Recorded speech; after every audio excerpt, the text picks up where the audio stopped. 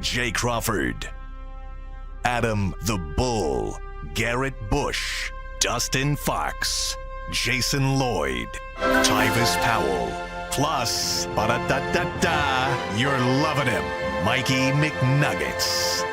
And so many big names, it would take me hours to say all of their names. The ultimate Cleveland sports show starts now. Booyah! Hey, welcome everybody to the latest episode of the Ultimate Cleveland Sports Show, along with G. Bush and Tyvis Powell. I'm Adam the Bull. We've got Mike, Earl, Anthony, Steve, all with us today. Wait, you know what? I didn't even see Anthony. Is he not here today? Anthony's here. He's just working on some extra stuff upstairs. Oh, has he got a cold or something? No, he'll be down in a sec. He just is working on. Oh, yeah. All right. So, anyway, a lot to get to today.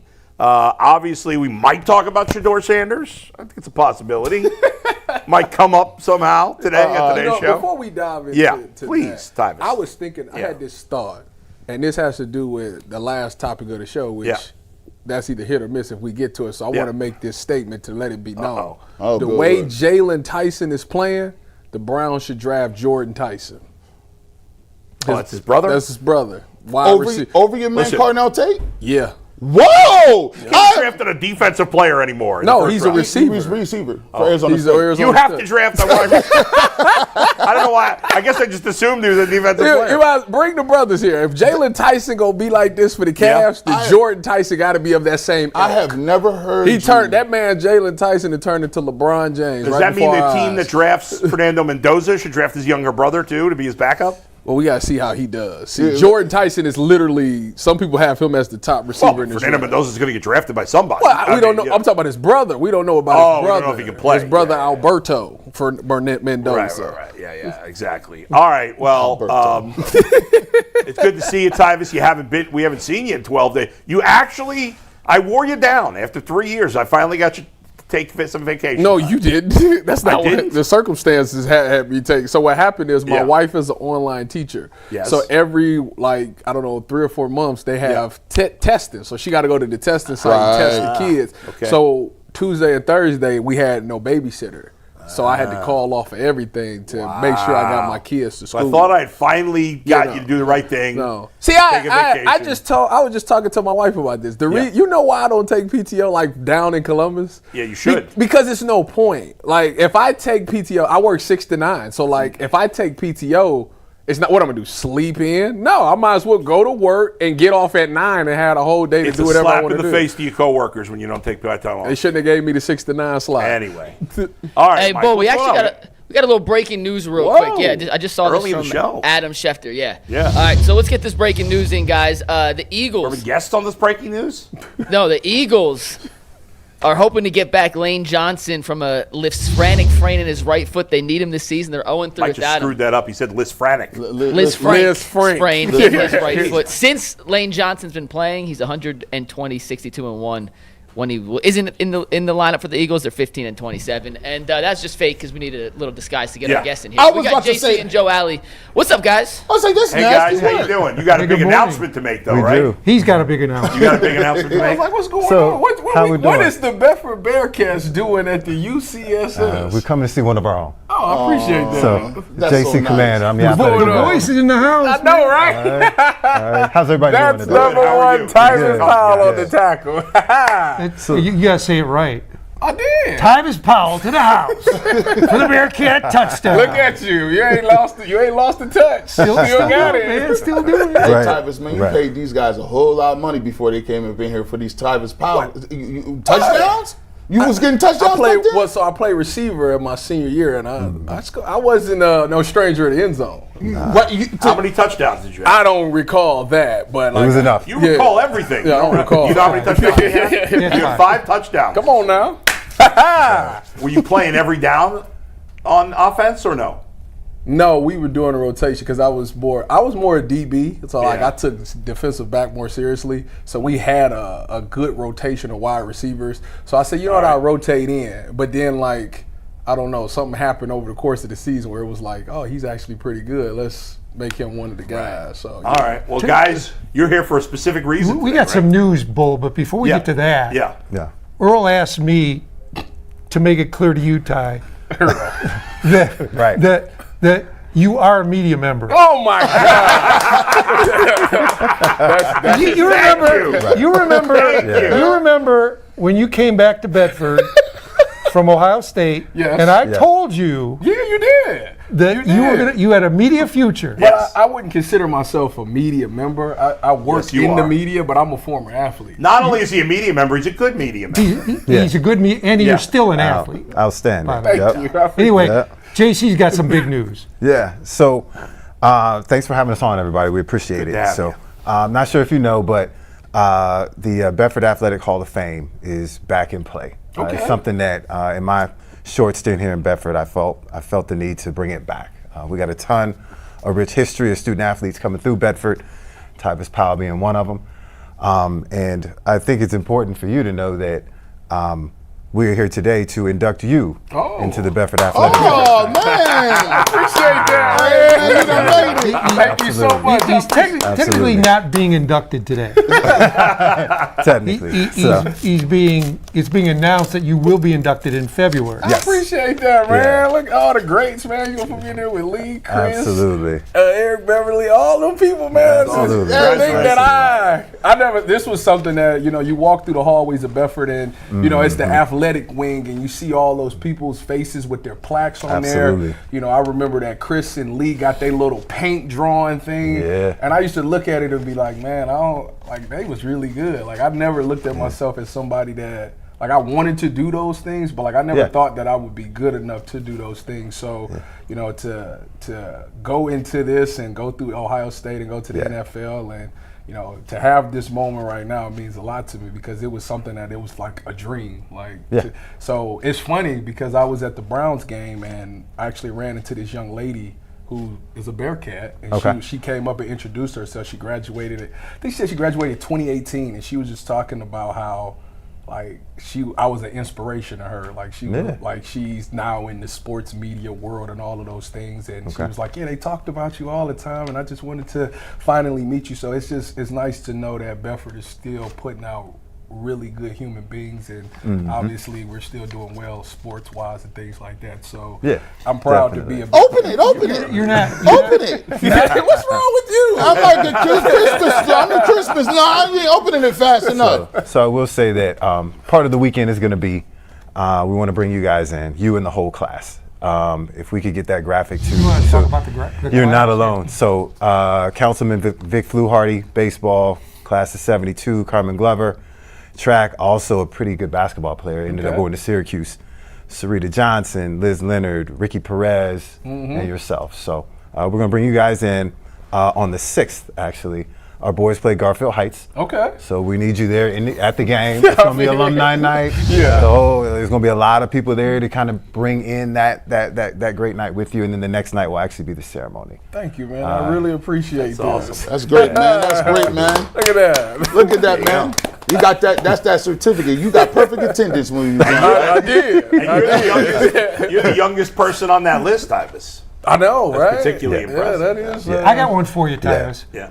Roger Saffold is not in yet. He's not in there. How's that? That's wild work. We got to figure this out. You got to be out of school 10 years, and so Roger just coming due next year. Oh, wow. Dang. Yeah. No, that's not right. He awesome. came out in 2005. He's got. I was like, he should be. He came out before me. Yeah. Man, well, I misspoke there. Roger be in there for sure. Then I was thinking like Marquise Copeland should be in there, Super Bowl champion. Like we got some players. Shout out to my guy. See, Evan Curry. You're going to have to do something better, bro. That guy Tyvis already, Chuck Terry. They already got him in there. So you listen, I told you, Tyvis, that's that Ohio State love. You got to go.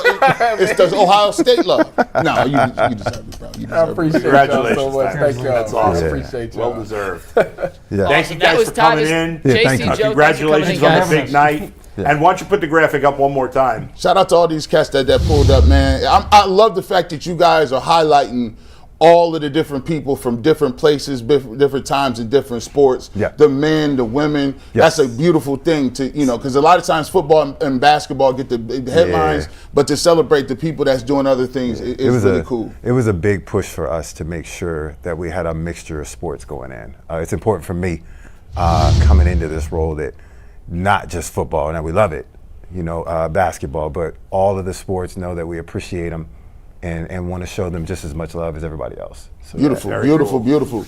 Congratulations, Tyvis. Go Bearcats. Yeah. Get your Congrats, frame Joe record. and JC. Thanks for coming in. Appreciate Thanks, you guys. Got you. Helping surprise Tyvis, and we'll be there on the 6th. Guys, we got to dive into a show now. We'll get into our first topic. It's brought to us by FanDuel, America's #1 sportsbook. NFL Sundays move fast. One big play, and suddenly everything feels different. That's what makes live betting with FanDuel so exciting. You're not just watching the game. You're reacting to it in real time. And with FanDuel, you can place bets as the action unfolds. Every drive, every momentum swing, every highlight moment. So if you want to be right in the middle of the action this season, visit FanDuel.com and place your NFL live bets all season long. FanDuel, the game moves fast, and so can you. Tyvis, we'll start with the Hall of Famer on this topic. He's not a Hall of Famer yet. He's got to make it to the ceremony. A future Hall of Famer. Yeah. You were not here yesterday when we discussed what Shedeur Sanders did against Tennessee on Sunday, Tyvis. Obviously, the stats speak for themselves. 364 yards, 4 total touchdowns. In this Kevin Stefanski tenure, dating back to 2020, Ty, is this one of the 3 best, if not higher, best quarterback performances the Browns have gotten? Man, when you put this in the thing, it really made me start thinking about it. So obviously you got Joe Flacco that's had some really good games, a Baker Mayfield game. The Deshaun Watson Baltimore game comes to mind. The Baker Mayfield against the Chargers in, I don't know if that was 21. Can't remember. It was a shootout. That was a good game. Cincinnati, Baker after the Odell situation. But this has been one of the rare moments where I guess it's because of who he is and everything that he's done to get to this point that makes it really extra special for me. I definitely have it as a top 3 quarterback performance. I know that they didn't get the win. Obviously, that would solidify it as probably the top spot. But Shedeur, to think about a guy who fell in the draft, came in, got no first-team reps, was with the 4s, didn't say anything. That nobody. It was such a big deal, but never him. If you asked him about it, he was just extremely grateful for the opportunity. This is a guy that's literally went around the city of Cleveland and spoke to kids. I remember it was some kids that came up there. He did TikTok videos with the kids and all of those things, just like a real, genuine, humble dude. And to see him get that moment, and go up against his buddy who he was coming out in the draft with, they had their little friendly competition to outduel the #1 pick of the draft. Like, when you factor all of that into it, yeah, that was definitely one of the top 3 Browns quarterback performances that we've seen. I mean, for the first time, we had hope. I remember Bull saying this after the Baltimore game where he was like, Shedeur was playing, he wasn't playing well, but even in that last 2-minute drive, I had hope. It was something like, it's something there. Like, I feel like he might be able to do this thing. And to be down 14 points and watch a guy bring his team back and to see the enthusiasm on offense, like they've been kind of down this entire year. And the way he rises the play of everybody around him, and particularly those young guys, I don't see how you could say it's not one of the best quarterback performances that we've seen over the Stefanski era. Yeah, man. Yes, and I know Jameis threw for 497 yards against Denver. Yeah, but Jameis Winston, they lost. And Jameis Winston was the #1 overall pick. Yeah. I went back and I looked at it. Baker Mayfield had a really good game against, I think, the Cincinnati Bengals after they traded Odell. Yeah, after Odell got released. Yeah, and he killed it that game. Deshaun Watson had a really nice game in the second half. People used to laugh at us, talk about, man, it's the Deshaun Watson second half. We used to talk about that for 3 years, right? Jameis Winston threw for like 500 yards one game. That was a pretty big game as well. But in terms of the impact, in terms of the story, this by far is the most impressive performance in this Stefanski era, given the what it was. When you are talking about Shedeur Sanders, you know what comes with that. And so there's a lot of pressure when you come in and you come in with people supporting you. You come in, you're the number 2 most Googleable athlete in the world right now. And you just like, you put it on yourself. You like, yo, I'm legendary. I remember Shaun King came in here and said, now come on now, you ain't did nothing yet. You got to be legendary. Like just calm down a little bit. But you know what I really respect from him? I respect it because he stood on business. He said, I'm going to be who I'm going to be. I'm going to do what I'm going to do. I'm going to be exactly who I was when I got here. He never switched up. He still was the same guy. He was still doing the community service. He was still pulling up. He still was answering the questions. And you know what he did? He didn't start off great against Baltimore. But the thing that I can only imagine and look at is the progression. When you talk about not getting first team reps or not being in a mix, Tyvis, you know how hard it is and improbable it is to go from the fourth string quarterback to the first string quarterback. And even if you do go from the fourth string quarterback to the first string quarterback, you need to play in a way that is almost otherworldly because it's the end of the season, the weather is bad, your main starters is out of the game, you're injured, and you playing on a bad football team. So you need to put up numbers in a bad circumstance to even give yourself a chance to get the rest of the season. Yeah. He had to put 360 up just so they'll say he's the starter the rest of the year.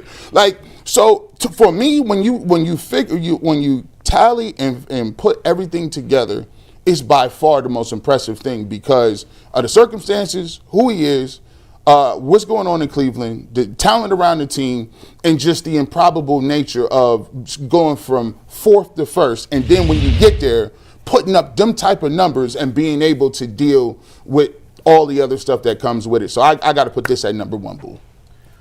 All right, guys. McNuggets, I hate your guts right now because you've put me in a position and you went last where I'm going to, of course, get hate. Will you read the text I just sent you real quick? Look, hey, let me give you an insight to how things work. So to give us the rundown question, right? So McNuggets picks the order, right? They're like, all right, here you go. Tyvis, get your money off. You ain't been here. Well, you know, I was going to start with you until Tyvis became a Hall of Famer. Right, and then we like, Bull, what's your thoughts on it at the end? What do you got here? Now, you know Bull been looking through his Rolodex. You actually took this one serious, too. You got stats and numbers and everything. Just read the last text I sent you is being a good producer is knowing what they're going to say before they say it. Of course, this is not one of the top 10. Let it go. What is it? Give us the ones that you got above. Baker had 5, 6, 7 games that were better than this. Let's be honest. Let me see. You got to win. First of all, they didn't lose because of him, obviously. But how could I say the game? If we're just going by numbers purely, we're not. Well, it's not the top 3. We're not. If you're going by other things, then I got to factor in. They lost to the worst team in football. I don't say that to be negative about Shedeur. I say it because it's a fact. So which games you got hired I think that for me and G, we're thinking about the entire process that led to this whole thing. Like when you factor in you think about Baker, he was the number 1 pick in the draft. You think about but when he came into that game against the Jets, for example, he didn't put up big stats. Not at all. But the Browns had lost how many games in a row when he came in that game in the middle of the game? It was a lot. And he electrified the crowd. 18, and they won that game. He's got multiple games. There was one game against the Bengals where he threw, I think, 5 touchdowns. It was at least 4. Was that the And they were back and forth at the end of the game. Was that the post Odell? Because I mentioned that game. Yeah, that's the game that I mentioned. That's that one right there. That's the game I mentioned. One there. And he was. I didn't. First of all, we didn't say it. I didn't say it was number 1. I said it was a top 3 performance. It's not a top 3 performance. It is. Like you're factoring all these other things, which to me, I don't know what that has to do with his performance. A lot. You know why? You know why you have to factor everything in? Because when you have to factor in at the context of what was going on at the time, the reason why the Baker Mayfield performance was so crazy was because, once again, the fan base was split. Odell got released and a bunch of people was mad. And then a lot of people said, great, Baker was here. We don't even need Odell. Yeah. And so Baker comes out and answers with a performance like that with 5 touchdowns. Baker had a lot of good games. I'm not going to go step by step through every one. His best one, real quick, because we haven't mentioned it yet. You guys, someone mentioned the Titans game. Yeah. I think personally that's. You want a playoff game? Well, I'm saying Baker's best statistical performance in a game that mattered. 334, 4 touchdowns, no picks. In a 41-35. And by the way, the Titans, hell of a game. The Titans had an 8-3 record at the time, 7-4. They were good that year. Yeah. No, it was a nice performance. But you're saying you got to put all the context. But there's also context of they lost. There's context of the Titans stink. Mm-hmm. There's context. So there is other context too, Tyvis. But you know this. I agree with you because and I ain't gonna make me negate some of what he did, and I hate this, but the third touchdown they got, the Titans were playing prevent defense on that drive. What third? Which one? When they were down 14 with 5 minutes to go. They was playing cover 4. They weren't playing prevent defense. What was they? Well, who scored? When you talking when he ran it in? No, not the touchdown itself, but as part of that drive that added up the numbers. I mean, but here's. I don't want to do this, guys. I don't want to. I don't want to do this. I think what Shedeur Sanders did, considering the circumstances. Now, I think we're blowing the circumstances out of proportion a little bit because he's not the only quarterback in the history of the league that was drafted late and put in a tricky spot. But now, there's a lot of talk about him, but you keep saying, gee, well, we can't control that stuff. He can't worry about that stuff. Okay, well, then I can't factor that in there. Yes, I think I said yesterday, either here or on my podcast, that Shedeur has more pressure on him than any late round quarterback ever drafted, probably. Can we? But there's other quarterbacks that have gotten an opportunity that were late round picks. They were also in situations often where if they didn't hit right away, they were going to be gone. Can I ask you this? Yeah. Can I factor this in? Yeah. Can we factor in the fact that 3/5 of his line was gone? Hey, I factor in everything. 4. I said Pocic went out too. Pocic done for the season. Well, but that's the 3. Well, you're including the left tackle, but he's been a back. He's been playing for a while. I wasn't even thinking about him. Listen, all these things factor into why I gave him an A for his performance. I was extremely impressed by what he did. I think it was the best performance by a Browns quarterback this season. I don't know. Because we sat up here multiple times and said that this is one of the worst supporting casts of offensive weapons. And that it all factors in. But you can't say who was Baker's receivers at the time? And at that time, the line was one of the best in the league. But Baker also had some wins over good teams. I agree with that. I'm not disagreeing. I'm not disagreeing with that at all. Well, the Browns are so for you, the end all be all is the fact that they lost the game. That's not the end all be all. Even if they had won the game, I wouldn't have it top 3 because it wasn't. If you watch the game as a whole, and we're being fair about it, and I don't think many people are being fair about this situation. When you look at that game, it was a really good game by Shedeur, but you don't look at it as like an all-time game. But if you factor in he's a rookie and all these things, it's crazy impressive what he did. But if we're talking about the best performance, well, then I can't make the rookie factor in there anymore. You can't say, well, it's the best performance by a rookie in the Stefanski era. Of course it is. By the way, here's why. Yes. The stats point to is not just one of the best performances in the Stefanski era. It's one of the best performances in the modern Super Bowl era. I can't. That's the thing. I'm with you on the not the best. It ain't top 3 though. No. And watch this. 5? And watch this. Let me give you this. Maybe top 10. Let me give you this. Yeah. And this is the thing that when I was looking at it, they sent me a question. I said, okay, well, let me go ahead and play devil's advocate and try to poke holes in my argument. Yeah. But then I said, hold on. So the fifth round argument, right? So that we talked about for weeks and years about the 5th round pick. Yeah. And how you can't bank on a 5th round pick being a franchise quarterback. We talked about how that when, we had droves of people come on and say, guys, if Shedeur Sanders gets in the football game, it's going to be worse. Okay. He got in the football game and threw for an historic amount of yards. And we was just talking about, could he take the snap?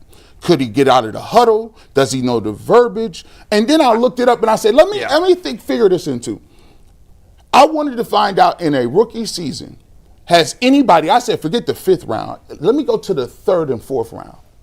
Has there ever been a 3rd or 4th round quarterback, anything past 3rd, who has ever thrown for 300 yards and 2 touchdowns in a rookie season, and it has never been done. That just goes to show you that that type of performance has not been done, and he did it.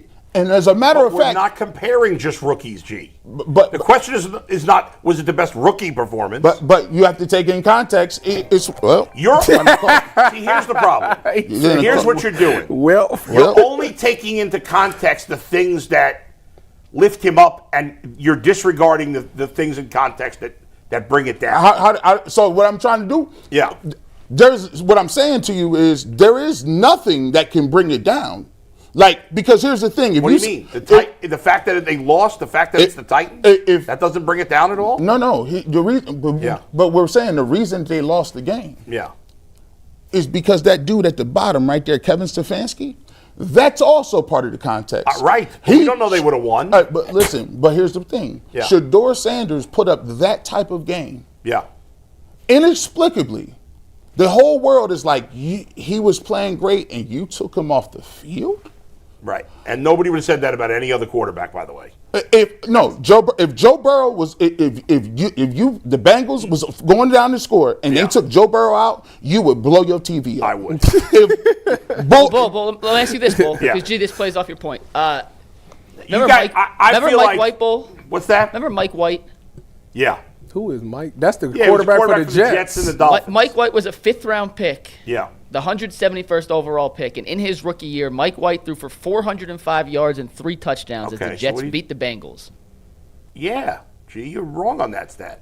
What you saying? There have been a couple. Dak Prescott's done it. 300 yards and multiple touchdowns. What round did he get drafted? Mike White got drafted like the 5th round. He was a 5th round. Dak Prescott was a 4th-round pick. He did it. A few guys have done it. Where'd you come up with that stat? Davis Mills has done it. Oh, AI lied. AI told me. Guys. But that doesn't diminish what just happened. But you said he was the only guy that ever did it, and he's not. Okay, well, here's what I'll do. I'll just go to the biggest one. We'll forget the rookie one. He just did something that only Joe Burrow did. 350, 3 touchdowns and since the Super Bowl era. That is bona fide. Didn't you say Mike White did that? No.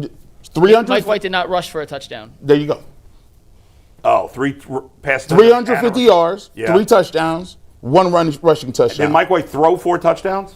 Mike White threw for 405 yards, 3 touchdowns. Okay. Guys, we have to stop this. What do we stop? You know this is not a top 3 better than. Are you telling me this is better than only? This is better. This performance in this game is better than all of Baker Mayfield's performances. Come on, guys. I didn't say all of them. Say that. You said it was number 1. I'm about to say stop. I didn't say that. Listen, I named 3 Baker Mayfield performances. That are great. The Titans game is great. I thought he played really well against not too much at the end, but he played really well against the Pittsburgh Steelers in the playoff game. I thought he did a really nice job against the Bengals. There's multiple games where Baker even threw for 374, I think, in a game, right? I think he threw for 370 something. But here's what I'm calculating, Bull. All I'm saying is that this dude did not receive no reps. Nobody else does. No other fifth does. You know that. But here's you can't make that seem like that's unique. Hold on. But here's what I'm saying. Yeah. What I'm saying to you is, for you to come in your 3rd start, not the first or the What was Mike White's start? How many games did he start when he threw that 400-yarder? I need a sec to look that up, but I can find it for you. For that to be your 3rd start. Not only to do that, but the number 1 overall pick in Cam Ward was right on the other sideline. He grossly outpaid him. So that's irrelevant. What does that have to do with Mike White did that in his 2nd start. In his 2nd start, Mike White. Actually, technically his 1st. He came in relief the week before, and that was his 1st start. It's irrelevant because this is the Stefanski era. This is the Browns era. What we're saying here is this. Taking into consideration what it is. Let's not act like Mike White is Shedeur Sanders and Mike White got the same type of expectation. Well, you brought this up. You said it was a stat that he was the only one that did. Well, listen. I just want to know, why can't we factor in the rookie part? You can factor in whatever you want to factor in whatever. All I know is that if any other, if this were any other rookie quarterback period, we wouldn't be talking about it as a top 3 start of all time if the quarterback had lost. We only talk about some people, and you know I'm not one of these people, will be looking to pick at Shedeur, correct? Yeah. And that is absolutely true. There are people doing that. All the time. You know damn well I'm not one of those people. I didn't say you was. Now, on the other hand, we're seeing that from the other side too, where everything he does is the greatest ever, the best ever, and that's not realistic. I didn't say that. I didn't say that. People got mad at me yesterday. I gave him the highest grade. Hold on, let me just finish. I gave him the highest grade for his performance. You misspoke on your podcast. I gave him a higher grade than G. Bush did for his performance. And a bunch of people were mad in the chat because I said he wasn't perfect in the game. Oh, well, he wasn't. Of course he wasn't. Nobody's perfect. And it was a terrible pick. I said he wasn't perfect. That's what we're dealing with. They didn't say that. They didn't say that. But you shouldn't, like, that's irrelevant. Well, they wouldn't mad at you for that. I hear, fine. Fans are going to say stuff. But my point is, it's probably the way you said it. It's not just fans. We're getting this from some media members, and the people that have entrenched themselves on both sides of this are being unrealistic and unfair. Okay, so all I will say is I'll give you this. Here's what happens, and this is human nature. McNuggets. Here's what happens when you have media members, right? And the media is their own worst enemy in some of this stuff. You're a member of the media. Yeah. Listen, but I do things that ain't. I'm a rogue agent. See? Let's keep it real. That's what I'm trying to tell you. Let me keep it real. So when you got people, and this happens on UCSS, when people say that when they looked at Dylan Gabriel's game and they said, well, Dylan Gabriel, right now he's playing poorly. But if Shedeur Sanders would get in the game, guys, it would be even worse. It would be even worse. Who said that? Ross Tucker said that. Aditi said that. Mary Kay said that. Tony Grossi said that. I don't think Mary Kay said that. I know for a fact Ross said it. No. Mary Kay said that? Yes, she said, listen. She did a whole article about how she wanted him to play. Listen, I can't be held accountable, and other people shouldn't be held accountable for what other people say. But what I'm saying, what I'm saying though is, I'm not saying you being held accountable for it. Yeah. I'm saying why people are pushing back so much is if you heard that for 6 months and you saw, well, Dylan Gabriel is more ready. Guys, he's just more ready. Guys, he's more ready. Anthony Lyman had to come out and say, I feel lied to. Albert Breer and the Browns kept telling me, hold on, I'm just getting to it. Albert Breer, the Browns told me that this guy was ready. And now we look dumb because now this guy comes out here and throws for this many yards and you told us the whole time Dylan was better? So the Browns were clearly trying to tell people, now the Browns didn't say it publicly, but the Browns clearly were telling people behind the scenes that Shedeur Sanders was not ready to play. And clearly, they are wrong. Yes. And Kevin Stefanski looks like a fool right now, in my opinion. That's it. That's it. Okay? That's it. That was all we want. That was right there. But again, that has nothing to do with was it a top 3 performance in the Stefanski era. And it just wasn't. It's okay, boo. And that doesn't mean it wasn't good. It's okay. You can if you say was it here's where I'll tell you it was the best performance. Okay. In the Stefanski era. If you say rank every performance by a Browns quarterback since Kevin Stefanski's been here and how they did compared to what you thought they would do or what everybody thought they would do, this would be number 1. How about that? No, I like that. It's like the coach of the year. That's probably It's like true. The coach of the year, right? Was Kevin Stefanski the best coach in the NFL? Probably not. No, but his team was way better than expected. That's why he wins coach of the year. This is not one of the 3 best performances by a Browns quarterback since Stefanski, but it's the most. It's from. I can only speak for myself. It's the best performance compared to what I expected from any Browns quarterback since the Stefanski. You know what? That I would say. You know what? I also think that the rookie part plays a factor because we've seen rookies come in there and what they look like. Right. So, like, our expectations for rookie quarterbacks under Kevin Stefanski. Hideous. Exactly. Yes. So, when you factor that part in, right. A lot of people was like, yeah, I never thought he would do this. So I would agree with you on that part. And by the way, I just realized that one of the games I was talking about with Baker was not his first game ever was not Stefanski. So. No, it was. If you say best performance compared to what I expected, I'd put it number one. Best performance by a rookie in the Stefanski era, I would put it number one. But best performance period, no. See, I like where we came to a resolution. And by the way, AI, listen, you be messing up so bad now. I don't know if I got to get the paid version for this, but your stats is out of crazy. And I see why Jay be getting it wrong, because he be putting that AI stuff in here too. No more for you. And by the way, let me say one last thing about this. I'll find the stats for you. Just text me. Let me say one last thing about this. If you go over the top about Baker's performance, about Shedeur's performance this week, then when he played, first of all, what I saw him do, considering all the circumstances, both ways, but there were more things working against him than working for him in this game.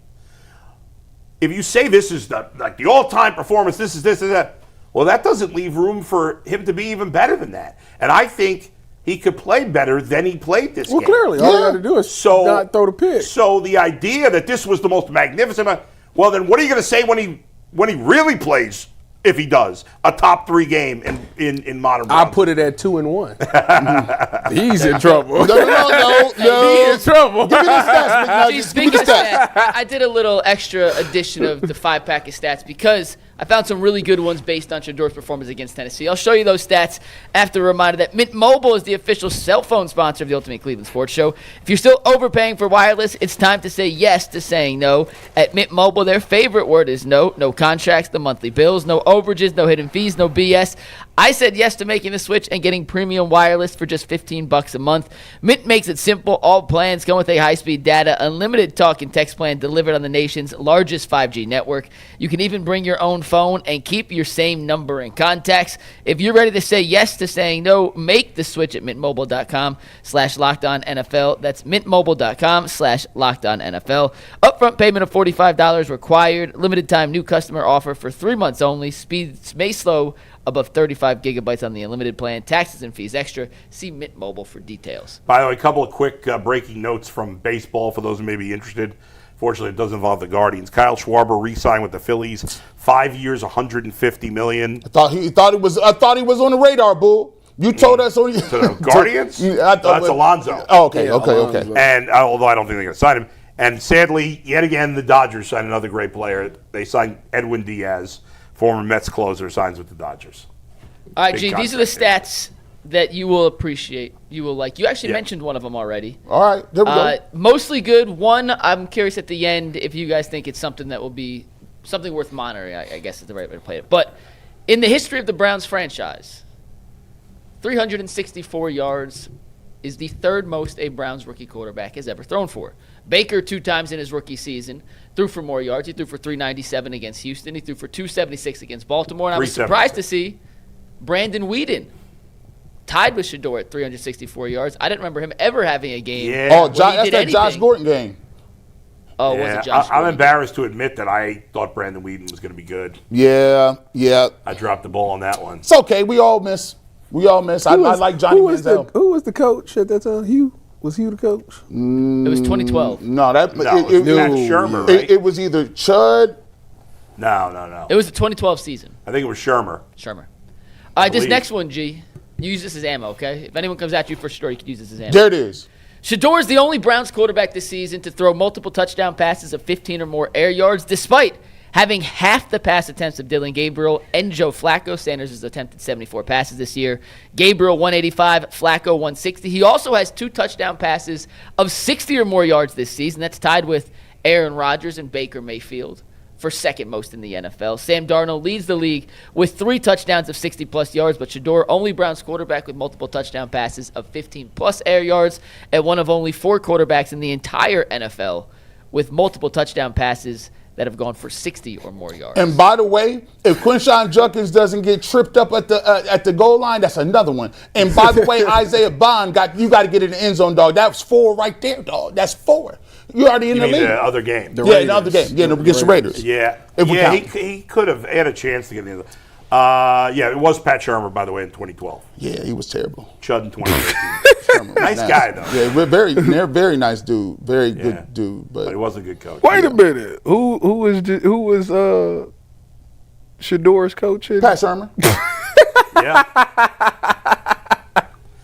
Wow, I that's think funny. That's funny. He's a bad coordinator. Nah, I just think it's funny. He was a Giants coach too. Yeah, he was the Giants coach too. And Yeah, it didn't work. nasty work there. Pat Shermer. Dang. Or Pat. Man. When right before the 2012 season, because he was here 2011, 2012, Pat Shermer, and right before the 2012 season, the Browns invited Dustin and I to have a meeting with Pat Shermer, which was a smart move. That was crazy.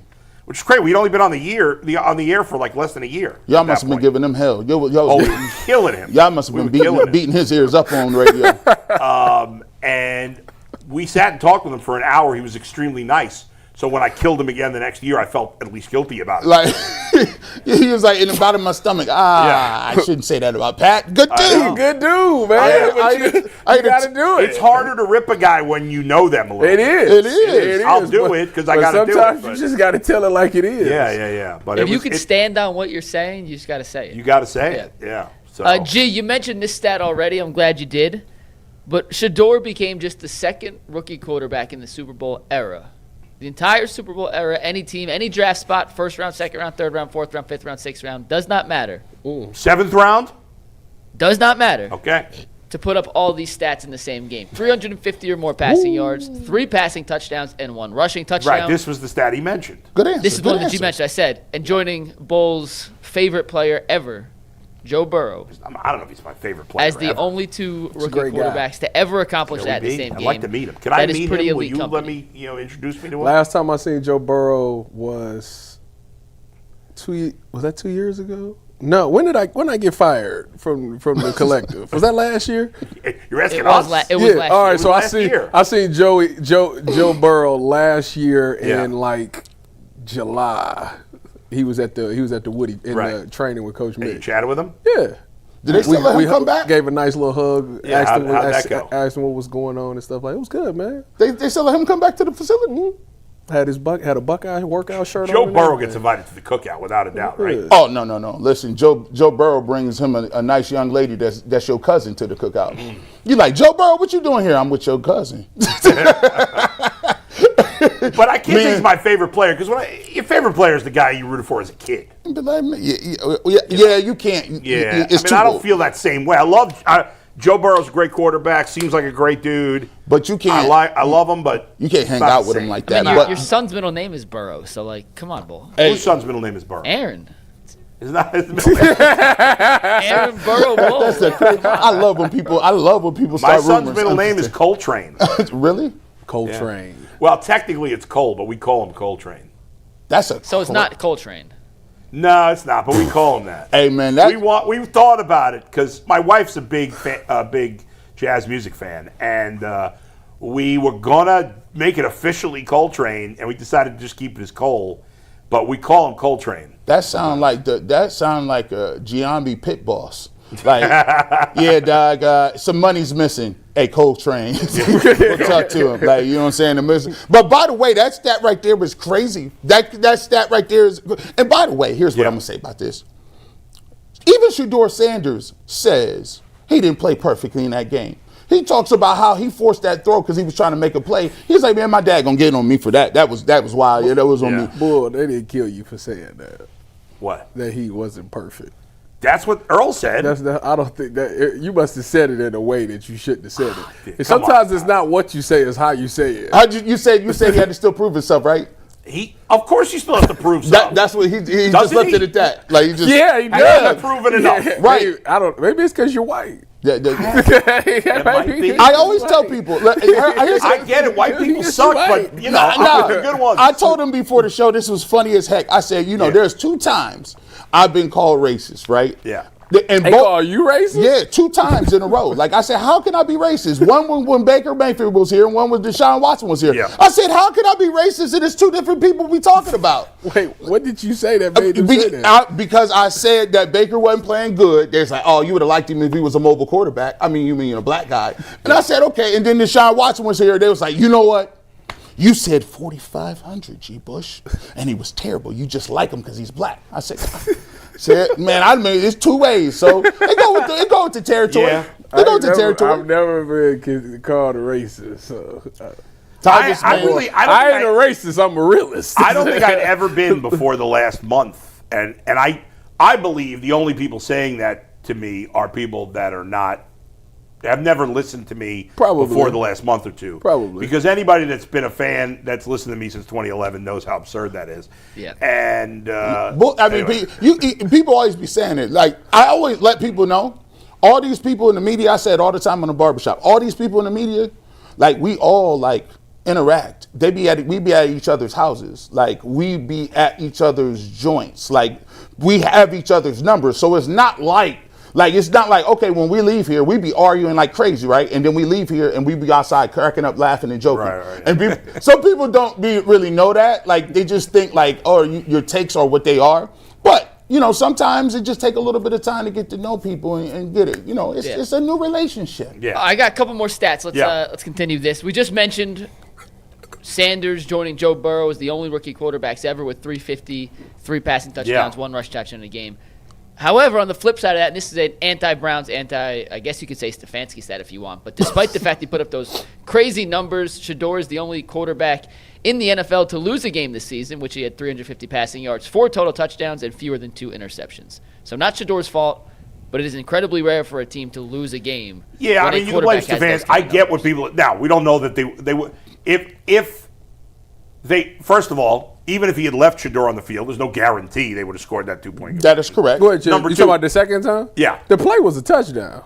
The play should have been a touchdown. It would have been a touchdown. Despite them taking Shedeur out. Even if they had gotten a 2-point conversion, we don't know that they would have won it overtime. Right. Who knows? They had the momentum, though. Although, I will say, I wonder if that actually played. Like, I was trying to Google that. What? Like, does the team having momentum going into overtime win more often than not? And it feels like they do, but I don't know if that's actually true or not. But go ahead. The only time that I can really think about that. Yeah.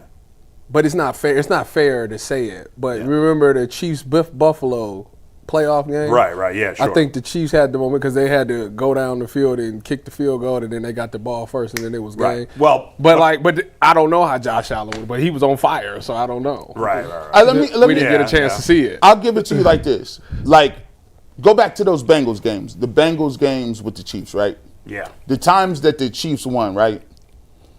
Didn't they go into overtime the 1 year? Did they? Yeah. The last time they played, yeah.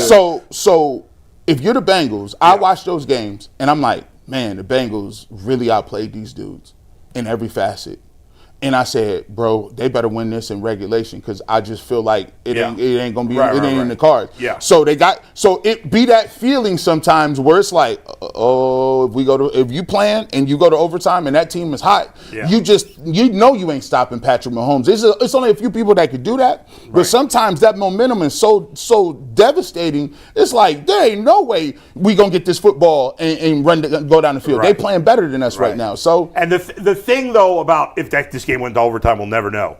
As well as Shedeur was playing, the defense sucked, special teams sucked. Yep. The running game sucked. Yep. All 3 other things sucked for the Browns this past Sunday. Does that factor in the top 3 performance?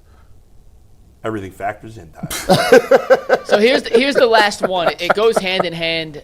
This is what I'm just curious from what you guys thought on. Not as an issue, but just something to monitor, I guess, moving forward.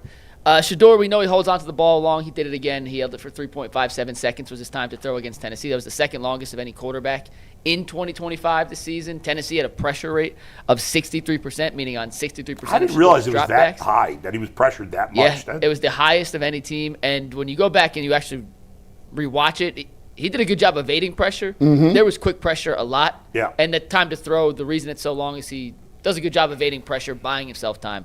That's not necessarily a bad thing. However, when you look at the next graphic here, Shedeur was incredible, almost perfect when he was in a clean pocket. When he was under pressure and some of the incompletions or throwaways, I'm not even making a big deal of it. He played a really good game. Yeah. This is the same as college at Colorado. I think exactly like that. Very, very similar to his Colorado. Yeah, I think that's I would imagine so. Most quarterbacks fall into a similar thing with this. Yeah. I'm just curious, and I'm curious from the defensive player standpoint here. He holds onto the ball and it invites some extra pressure because it gives defensive linemen more time to actually get to the quarterback. It also gives his receivers time to get open. It happens. Caleb Williams, who they're playing this week, by the way, holds the ball longer than any quarterback in football. He's the only one higher than Shedeur with a minimum of 3 starts in terms of holding onto the football, and they're 9-4. So it's not like it can't work. I'm not trying to make it a big deal. You don't have to equivocate everything. It's I feel like I do, so I'm not going to call the racist. The Shedeur fans got y'all on man. I love it. They pulling up. They like, hold on. Well, right now, we're done. We got to stop doing it. Tyvis isn't an issue. Hey, they doing them like this. Hey, Tyvis, and you gonna eat your cornbread? They making sure they clarify everything. Everything's got to be clarified. Tyvis, because that's something similar we saw from Shedeur in Colorado, is that something at least to keep an eye on as they start playing some teams with a little better defensive line and pressure rates over the course of the season than what Tennessee had? So this is weird because when you look at, I'm a fan of the fact that sometimes you just can't coach people out of it. You gotta just embrace it. Like, you think about Patrick Mahomes when he first came in the league. Some of the passes, the way he was throwing the ball, it was like, right, you can't do that. What are you doing? Yeah, right. You're not supposed to do that, but it worked for him. You think about Josh Allen and the way that he played. It was like, what are you doing? And they figured it out. Lamar. All of these quarterbacks have had issues, and coaches swear that they wanted to coach them out of it. But the great ones just embraced that's what it was going to be, and that's just how he's comfortable playing. And if he's making the plays doing that, we just going to build off of that. Caleb Williams is another one. Caleb Williams last year, it didn't work. This year, he's still doing it, but yet it's found a way to work. I just think that it really comes down to if he's effective with it and it's not that bad, you might have to just build on it. What do you think of the thing? They pointed out on the broadcast that he's tapping the ball, and that's a tell for him throwing. Yeah, but we said. Are you concerned about that? Well, a lot of something's got to get out. No, because when we first seen him do his pro day, that was the big. Remember the safety Andre Cisco came out and said, "Oh, we all over that." Yeah. And then you go back and you watch like Tom Brady. He patted the ball and he got it out. Like, it's, to me, honestly, if he's smart, he should use it to really, I pat it. Oh, you gonna break? I do this, get you to break, then throw what I want to throw. Like, you can really. Sorry to cut you off, Tyvis. Here's 3 things about Shedeur that I find very interesting right now. Number 1, the biggest criticism of him coming into college was the running backwards, right? Getting those long sacks. He stopped doing He's that. already improved on that. That was one of the things you can't coach out. You got to stop. Right, that's got to stop. Yeah. And we've already seen, and it doesn't mean he won't have a game somewhere along the line where he does it, but we've already seen marked improvement in that area, right? Mm-hmm. Number 2, in the 49er game, which is of his 3 starts was his worst start, a lot of the complaints, and even he admitted this, were not throwing with anticipation. And when guys were open, he was a little late. He didn't throw on time. He wasn't playing on time. We saw that went out the window this game. All of his best plays was on time. In fact, I think he made more big-time throws in this game than he did in the other 2.5 games combined. PFF agrees with you, by the way. Right? I mean, he made a lot of big-time throws in this game. That Jerry Jeudy one, I stood up. The Fannin one, the Njoku one. I mean, there was a lot. I mean, he and threw the him third a thing, peel. this is what I think was a fake, not fake, but a false criticism of him. I kept hearing he's not athletic.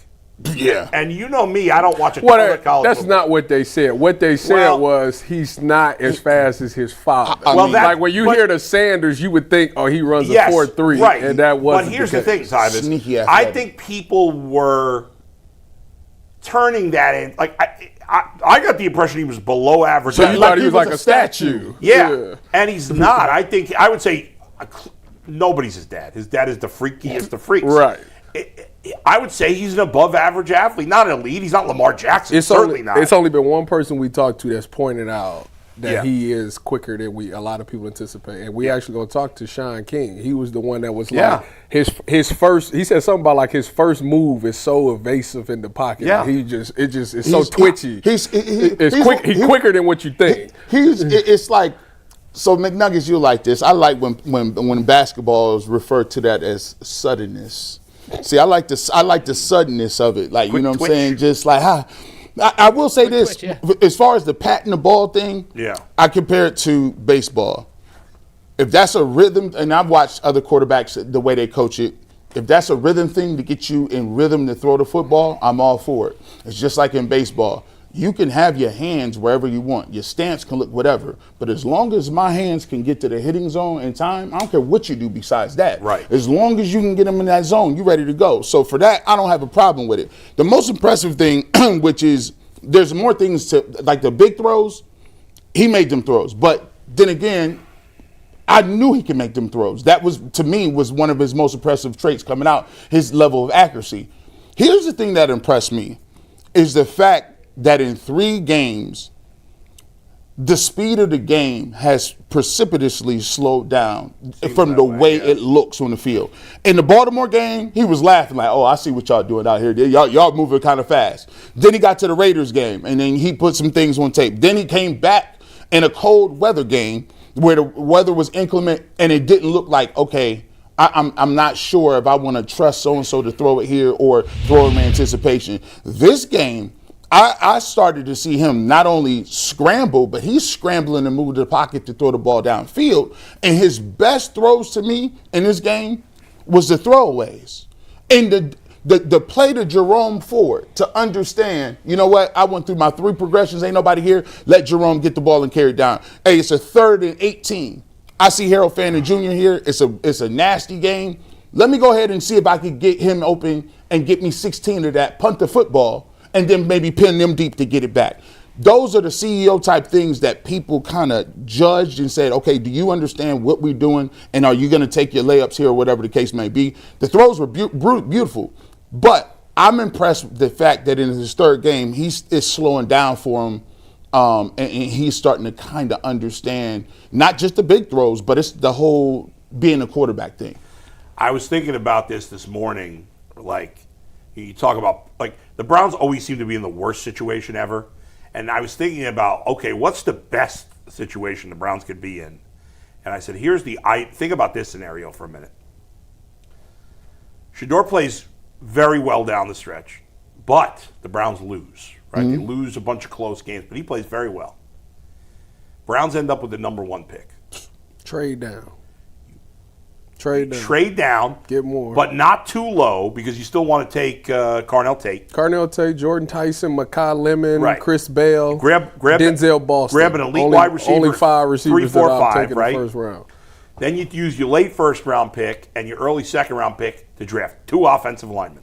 Man. Then, rest of the draft, all right, you got some other things to do. And then you have 2 first round picks in 27, maybe 2 in 28. Jeremiah Smith. Probably not 2 in 28 if you're only dropping like Jeremiah Smith, no matter what. Well, the Browns, in my perfect scenario, they won't be bad. They won't be bad enough to do it the year after. But that's the perfect scenario because, in my opinion, and I'll admit I don't have a great opinion on this because I don't watch enough college football. It doesn't seem to me that there's a quarterback worth trading up for this year. Yeah. Only so far, so it was the top 3 was Fernando, Ty Simpson, Dante Moore. Everybody seems to be out on Ty Simpson because of his Georgia performance. Yeah. Although he's made some really good NFL throws throughout the course of this season. But he and Moore might go back to college anyway. They could. Yeah. Moore, they're comparing him to C.J. Stroud. CJ's finally started to bounce back here. He's I playing know, well now. right? He got knocked out. He was like great as a rookie, and then sophomore year bad. He looked good in this last game. What they play? The Chiefs? They're playing really well. Their defense is crazy. Yeah, and now Woody Marks is becoming a nice little running back. They got. Yeah, I liked him when he was at USC last year. If you can give me, and that, that's the best case scenario, and I'm excited. You know what I'm saying?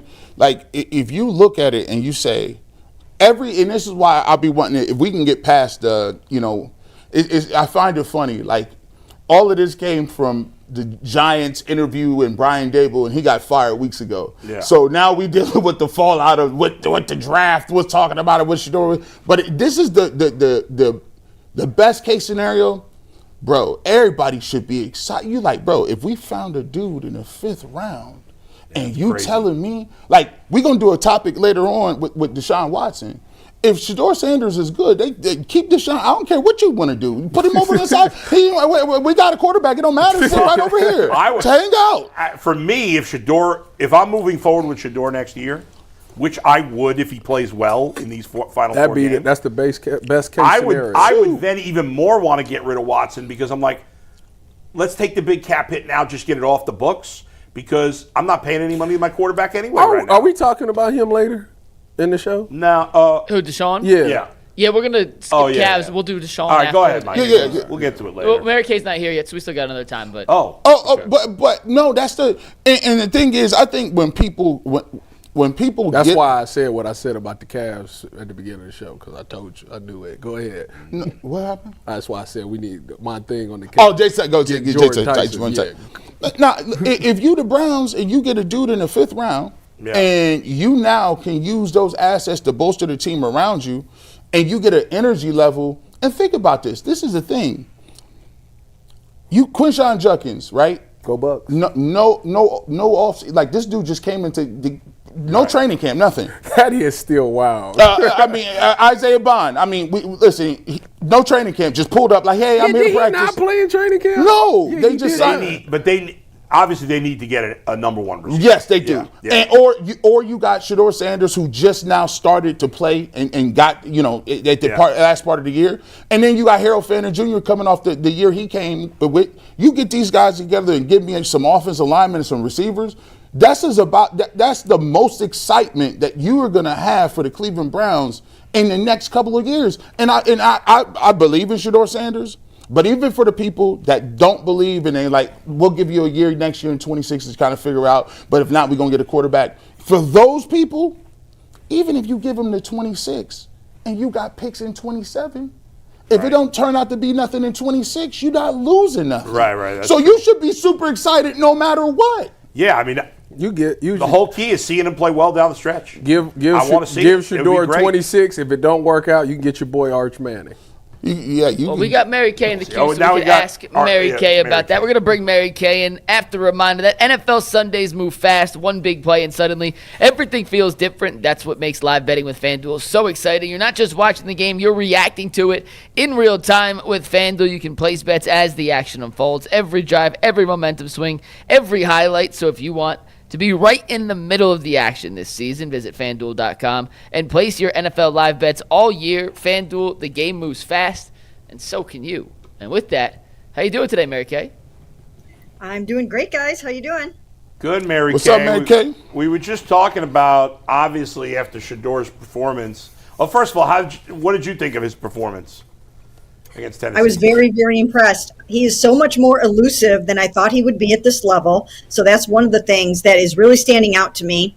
He's a gamer. He's got the it factor. He's doing so many things really well. And I think he's coming up the learning curve very, very quickly. Remember, he has not practiced with these starters very long at all. And he's getting it. Now he's going to have a much stiffer test coming up over the next 3 weeks. He's got the Bears, the Bills, and the Steelers coming up, and then he's going to finish it off with the Bengals. So you're talking about going against Caleb Williams, Josh Allen, Aaron Rodgers, and Joe Burrow. So this is going to be tough.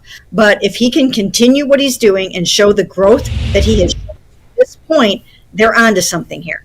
Mary Kay, you said that 7 games, you didn't think 7 games was enough to have a definitive answer on Shedeur. If he does play well, you still don't feel that way, good, bad, or indifferent, of what they should do in the offseason? I still think it's a small sample size, and I do think it would be a risk to have 2 really nice first-round picks, and if you see a quarterback there that you really like in the first round of the draft, I don't know what else I would necessarily want to spend a first-round pick on. But let me just say that performance that Shedeur Sanders put on against the Titans, I think that started to turn the tide within the organization. And if he really can prove that he is this gamer and he is this playmaker, then maybe they don't need to draft that quarterback. He's got 4 more chances to show that he is the guy. And, I was very impressed with that game. I just thought that he did so many things. One of the other things, in addition to the elusiveness, is that when he does have a big, bad, scary defender bearing down on him, he just can calmly stand there in the face of that pressure most of the time and calmly deliver the football. And I think there's something to be said for that, too. He was hit 14 times, and he dusted himself off, got back up, and did it over again, and brought them back at the end of that game to win it. That's what you want to see from your quarterback. So that actually started started to have me thinking that just maybe they would be justified in not taking a quarterback in the first round. But I'm not quite there yet. Yeah, these 4 weeks are big, and some people are going to come to the conclusion a little quicker than others. When I saw it, I said, "Oh, this is what we're seeing," because I saw some of the same accuracy, saw some of the same things that he was able to do in college. But me and Bull talked about it. One of the things that I was really impressed with was not the touch and the throws. It was the throws where he understood the time of the game. He understood, okay, well, let me throw it to Jerome Ford and let him get out and run the football. Let me throw the ball to Harold Fannin Jr. and let him run down the field and let him, break some tackles. He wasn't just looking for the big plays. He was looking for the smart plays or the plays to move the team. Is that a product of him getting more comfortable and just having more flow and more experience with the reps that he's getting now? Yes, absolutely. He's getting more comfortable and he's understanding the game management better. And what you're not seeing him do as much is retreat. That was a big concern for the Browns in the early going, and I'm sure it was a big concern for a lot of other NFL teams that passed on him time and time again. But he has started to really figure that out. He can check it down. He's not always looking to press and make the big play, which he did that on the interception. He admitted that he felt they were stagnant and he was trying to make something happen there. And there's something to be said for that, to have the guts and the bravery to try to go for it at certain times. So I don't really even fault him for wanting to do that. Even the best quarterbacks in the NFL throw interceptions. So I don't have a huge problem with him trying to make a big play there. But he is managing the game a lot better. And the fact that he is progressing so quickly, I think that's one of the things that is standing out to me, is that he's getting it, and he is getting it fast, and he is a gamer. And I think fans should get really excited about him. I agree, Mary Kay, and I find, and that's why I find it so baffling that Kevin Stefanski thought Dillon Gabriel was more ready to play than Shedeur Sanders. And I guess you could argue, well, Shedeur Sanders started later in the season, so maybe he, in a way, had more time to get ready, but I don't buy that excuse. And I just don't see, after what I've seen of these two guys, how anybody could think that Dillon, I know it's a small sample size, and maybe I'll be proven wrong, but at this point, I don't see how anybody could have thought that Dillon Gabriel was better, and that makes me question Kevin Stefanski's ability to know who's good and who's not. Well, I don't even know if it was just Kevin Stefanski. I think it was an organizational decision, obviously, that Dillon Gabriel was the superior quarterback. If they didn't feel that way, they obviously would have taken Shedeur ahead of Dillon in the draft. But they felt Dillon was better and would be a better quarterback in the NFL. And it just hasn't proven to be the case. Sometimes what you can't measure in the pre-draft process is heart and desire. And I said this yesterday on our podcast. In the final analysis, it might be the best thing in the world for Shedeur that he tumbled to the 5th round of the draft, because he has an enormous chip on his shoulder, and he is seeking to prove to the world that he is the quarterback that nobody thought that he was. And now I think he is just on a mission, and it may have lit fire under him, and he is doing everything in his power to go out there and be that quarterback and to prove to the Browns that he is the guy that they're looking for. So that's something that you cannot foresee in the pre-draft process. People didn't see that in Tom Brady. They didn't see it in Shedeur for some reason. And so, the Browns were going on traits and game management skills and processing speed, which they really felt that Dillon Gabriel was one of those guys who could just diagnose a defense and manage a game and just process so quickly. And it's not that they didn't think Shedeur had that kind of a high football acumen, because he does. But he was starting a little bit back further in the process of all the things that you have to do to go out there and play pro football, just in terms of the play calling and the sliding the protections and managing the motions and all that kind of stuff. He just had to get up to speed on that stuff. But he has just gone lightning quick at coming up that learning curve. And here's something to remember. We have now heard from a number of people. He is in that office every single day with Kevin Stefanski, going over tape and learning this pro game. And I think that has helped him tremendously. So for the narrative that's out there that Kevin Stefanski has tried to sabotage him and that he doesn't like him, no. The reason why Shedeur has learned as quickly as he has is because of all that extra time that Kevin Stefanski has put in with him in that office. Well said, Mary Kay. It all matters what you do after you get off that football field that makes the biggest difference. So I commend him for doing those things. But I gotta talk to you about the defense because terrible. What happened? What happened? I mean, they made that Titans offense look like the Rams back in the day. Like, I don't know what happened. What did you make of them? I mean, Tony Pollard had a game, and he ain't had a game all year.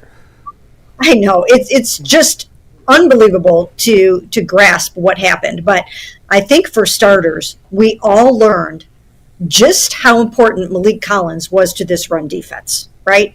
I mean, that is the number one thing in my mind. To take him out of the middle of that defense and then to find out the hard way, just the enormous impact that he had on that Cleveland Browns run defense this whole entire season. He's been amazing. So I think that was one of the things. And then I think that you have to give the credit to the Titans because they came in here with a game plan and they were on a mission and they were not going to let Myles Garrett wreck the game for them. They were not going to let him get that sack record. And I think there was too much talk coming out of Cleveland all week about how it was going to happen in that game against their number one overall pick. And they decided, oh, no, you're not. And then they set out and they did it. And they held him from getting that. They held him into one sack, which truthfully may have really only been a half a sack because by rights it probably could have been or should have been shared with Alex Wright. But they gave the whole thing to Myles. And Alex was okay with that, but that's what they did. They set forth not let him wreck the game, and they came in here and just decided we are going to run it down the Cleveland Browns' throats, and they accomplished it. And other teams are going to be seeking to do the same. Mary Kay, do you think Kevin Stefanski regrets not having Shedeur Sanders on the football field for that 2-point conversion? I don't know. He doesn't seem to regret it. And I think that's in part because he had him on the football field for the first 2-point conversion, and he did fumble the snap.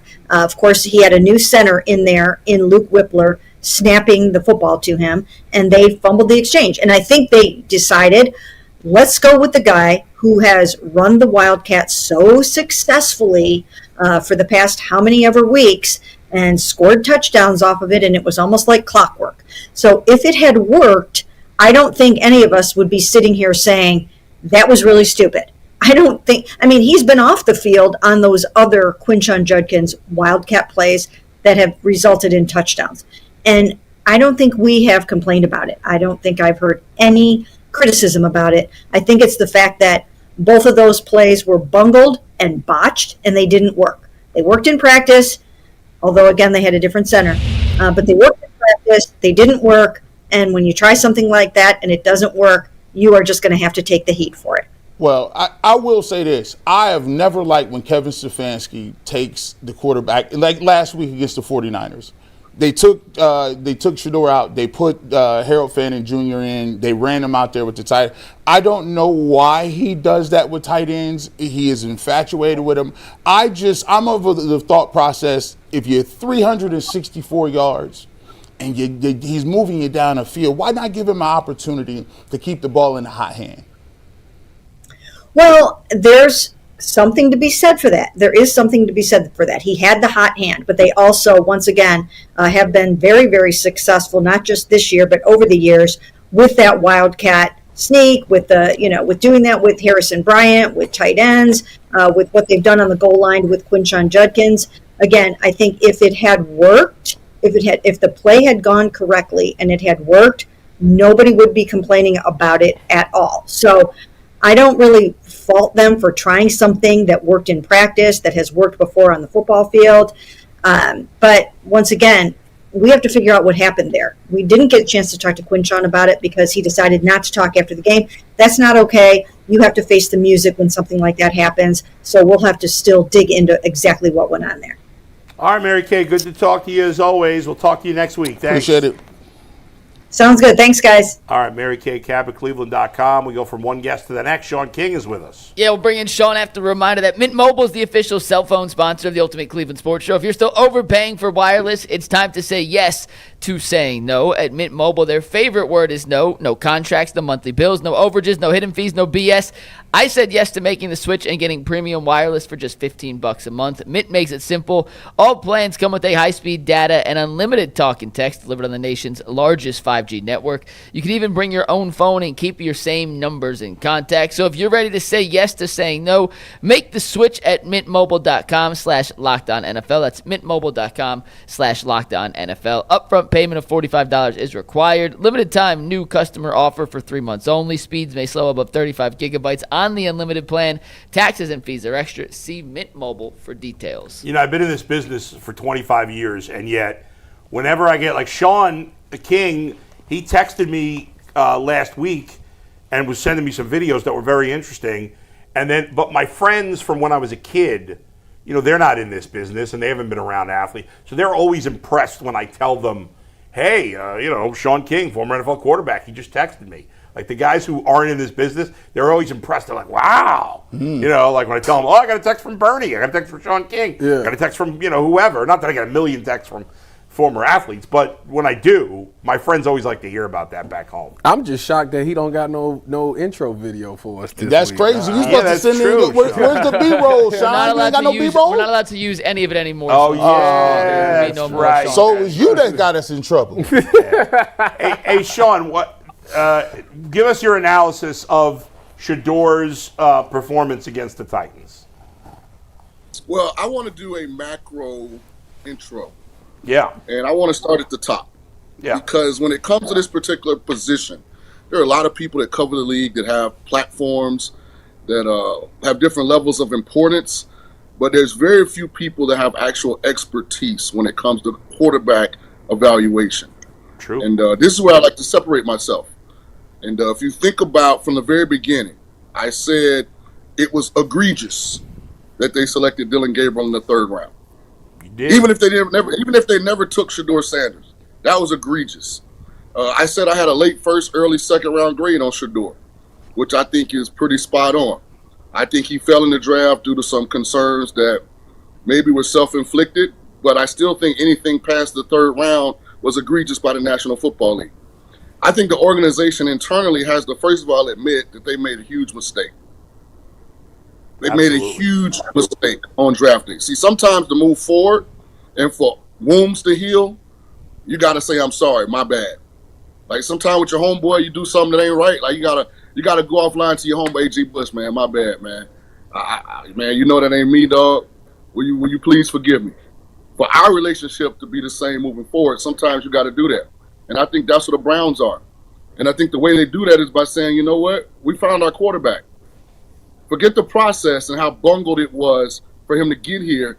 We found our quarterback. I've always said about Shedeur Sanders, he has really, really great functional mobility, meaning his ability to move in the pocket. He's got good lower body strength. The first defensive player never really gets him down. Now, he doesn't have top-end acceleration. You know, he don't have top-end, speed. He's not a 4.3 guy, but he's extremely functionally mobile, which is enough. He can pick up a 3rd and 6, with his legs. He can get out of the initial, liability and pass protection, by being able to extend the play. Some of the concerns we had about him coming in, pocket awareness, he's been A+. You can see he's going out of his way not to lose ground in the pocket, to be more composed when it's chaotic.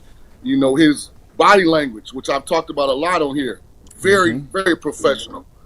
I said that, because of the position, you don't have to do all the antics. What has he done? He's eliminated a lot of the antics. Like sometimes every now and then it'll pop up, but for the most part, he's eliminated the antics. And I said all this to say this. This is the best version of Shedeur Sanders because for the first time in his entire football career, he's felt like he has to prove himself. And moving forward, you know, a lot of times the prime sexuals, they get advice construed as criticism. That's true. He has to stay in the same mental space he's in now. He's got to stay in that back against the wall. I'm the underdog. Nobody believes in me.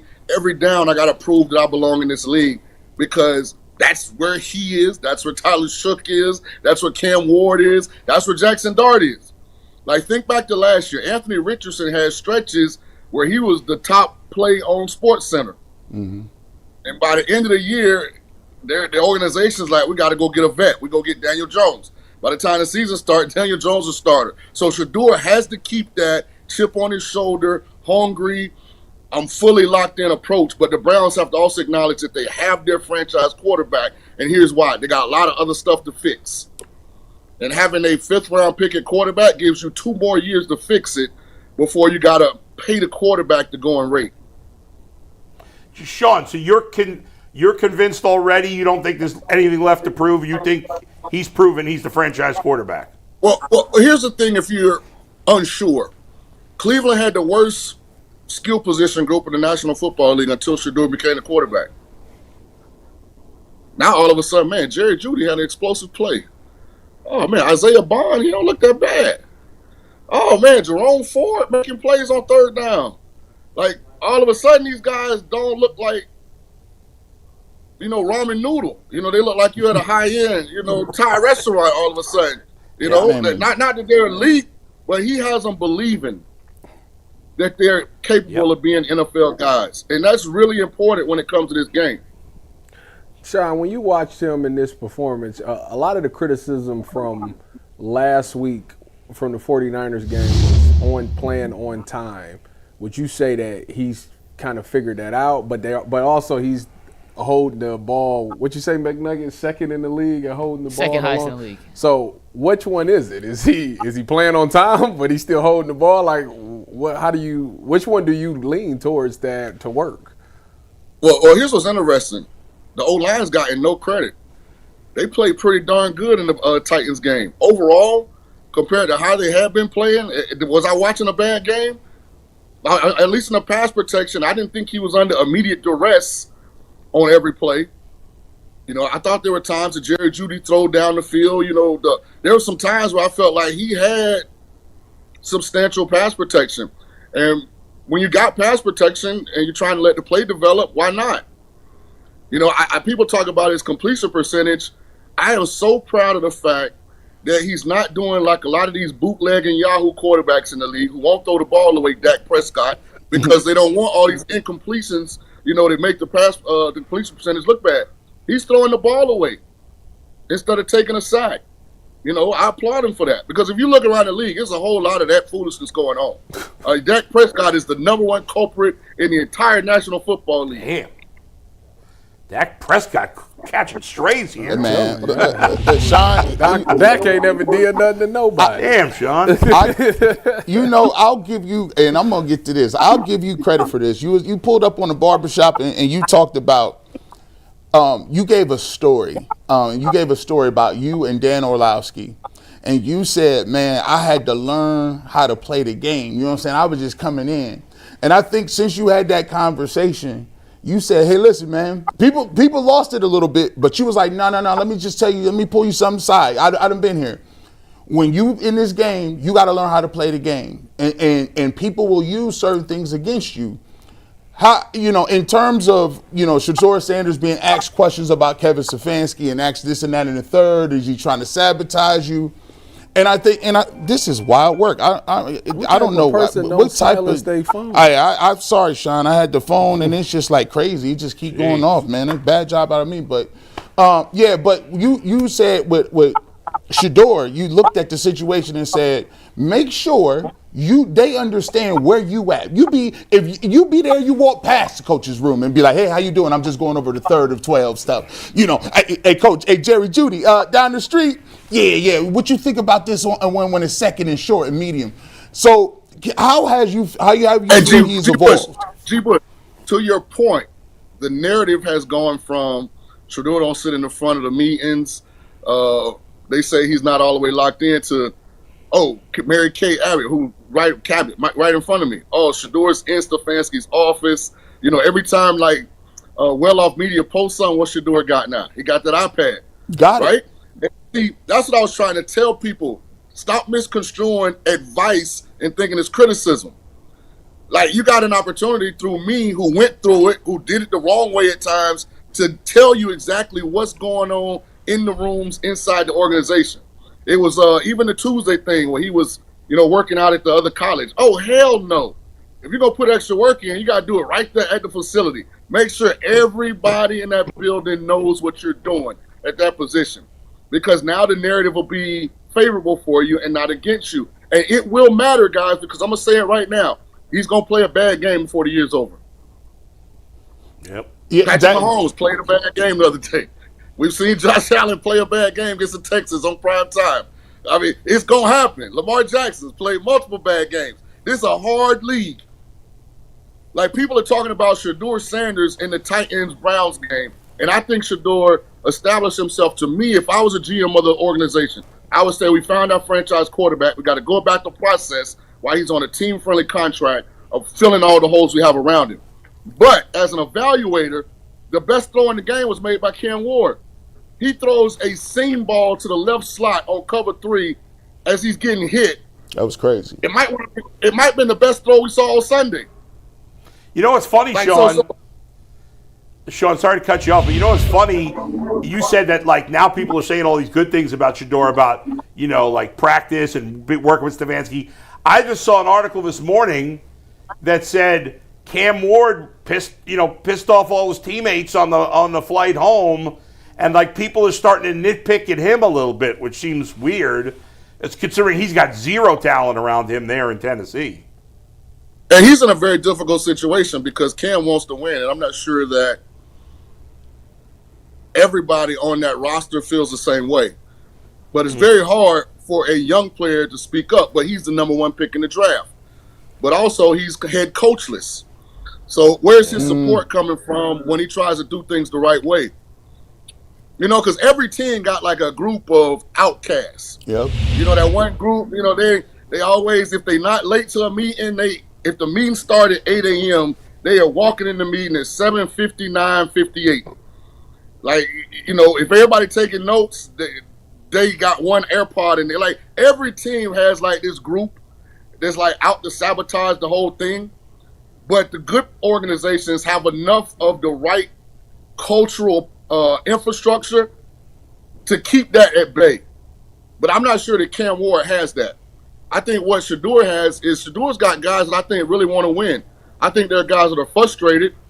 To Kevin Stefanski in the conversation y'all were having earlier, Coach Stefanski, it's egregious for you to continue to only utilize that Wildcat package with the tight end and the running back because Shedeur's athletic enough to get involved in the run component of it. Like structurally, why guys like to do that, it gives you an extra hat, right? Because now the runner is the quarterback. And so now the guy that would normally be the tailback, that's an extra hat that you can put to block another defender. But Shedeur's athletic enough to do a lot of that stuff, and now you also have the threat of throwing the ball. So I think Stefanski, I get it if Joe Flacco's the quarterback, but with all the other quarterbacks that he has, like on the roster, Deshaun Watson, Dylan Gabriel, Shedeur, I don't feel like you have to be so dependent on that inside the 5. Shaun, you're 48, right? Feel 40, but yeah, I'm 48. Good. I'm glad you feel 40. You know that the Colts is bringing in Phillip Rivers for a tryout. Yes. Oh. Did they hit you up? Did you let them know that you still got it? Hey, I'm waiting on Phillip to call me and tell me he can get out the bed right now. Like it looked good. Shaun, how would you do if you had to play right now, Shaun? The quarterback, these young quarterbacks ain't developing, so they got to keep going to these 40-plus-year-old guys. Yeah. You can pull it off. I'm telling you, with the knowledge that you got, you probably still saying. You know how them young boys say, man, I just went and got a bag. That'll strictly be what this will be about. You know what? Remember that movie? What was the name of the movie where Bernie Mac came out of retirement to play for the Mr. Brewers? 3000. Yeah, that would be Shaun there. Like, and hitting the baseball is slightly different than being back there in that Lions den, especially now, boy. Ooh. Yeah. They be like, the coach got a new fullback back here. When you're gonna lead block for Jonathan Taylor. Hey, hold on now. Come on now. Hey, Shaun. Hey, remember the cafeteria? Everybody be laughing, and then all of a sudden, the one dude on the side be like, "Oh no, hold on, we're not gonna take that from you. Under no circumstances are you gonna be clean." Hey, Shaun, I got a question for you, Shaun. I'll play guard for you, Shaun. I'll play guard for you. Hold on, Mike. I was saying, do Bull not realize he on camera too now? What do you think? I don't realize I'm fat? I mean, listen. Shaun, hey, it's funny because I don't know. I think I probably told this story. About 10 years ago, I joined it was probably longer than that. It was probably like 20 years ago, but whatever. I joined a flag football league, right? And here I am thinking I'm an offensive lineman. First play of the game, I'm like, all right, we're going to run, blah, blah, blah. I go out there and block. I got a good block. I knock this little guy on his ass. I'm like, all right, here we go. Second play, I'm getting cocky now, Shaun. I'm like, all right, here's what we're going to do. You're going to run. Take over Spears. I swear to you, I said, I'm going to pull. I'm going to pull from the right to the left. Follow me down the left sideline. I'm going to knock everybody on their ass. So I get out of my stand. I pull. Pop. Both hamstrings. Both quads. I pop both quads, and that was the end of my career. 2 plays, Shaun. So, Shaun. So I'm aware of my fatness, yes. Shaun, let me ask you this. We're going to talk about this after you hop off, but I'm curious before. The mean green. Deshaun, well, we can ask about Tulane. Yeah, we got to ask about that. Deshaun Watson, according to Adam Schefter, will be back on the Browns roster next year, the final year of his contract. If you were the Browns coaching staff, front office, whoever in that building, what would you do with Deshaun next season? And will he ever play again? I like to admit when I don't know something, I'm not sure the actual impact of Deshaun's or of our options as it pertains to Deshaun. The cap hit would be huge. The cap hit would be huge, but they could deal with it. They could deal with it because they're not paying their starting quarterback anything. But the point being, if we wait another year, does it give us more flexibility in the short and long term? Like, I would need to know all the different angles. I say that to say this. It looks like Deshaun and Shedeur get along pretty well. I agree. Mm-hmm. That's true. So, to me, there is a scenario where I name Shedeur the starting quarterback and we have Deshaun as the backup. Because you need 2 quarterbacks more than likely in today's game. And the only reason I say that, Shedeur is a strong enough personality that he would be okay with Deshaun being his backup. And I think because they get along, Deshaun would be okay collecting that check and kind of being a support system for Shedeur. It seems like that relationship could work. You're right. Would you draft Drew Aller in the 6th round? Oh, stop! If you want to get fired, remember what I told you. Remember what I told you about expertise, right? James Franklin got fired at Penn State because he was wrong on Drew Aller, and he never would admit it. Drew Aller never got better from the highly rated, highly decorated high school player he was when he arrived at Penn State. If you go back and look at that semifinal game that they lost because of the quarterback. Like, sometimes you got to be honest with yourself when you make a bad decision. We talked about this, especially if you don't have anybody internally that can develop the position. James Franklin got fired because he kept playing Drew Aller. I truly believe if they went to Bo Prabella, that Franklin would still be at Penn State. I feel like what you just said is the same thing I feel about Bryce Underwood for the Wolverines. Hey. So let me say this. Let me say this about Bryce. To whom much is given, much is required. When you're gonna pay these incoming freshmen these big NIL deals, you can't coddle them. Like when you watch Michigan, Ohio State, they tried to win without using the quarterback.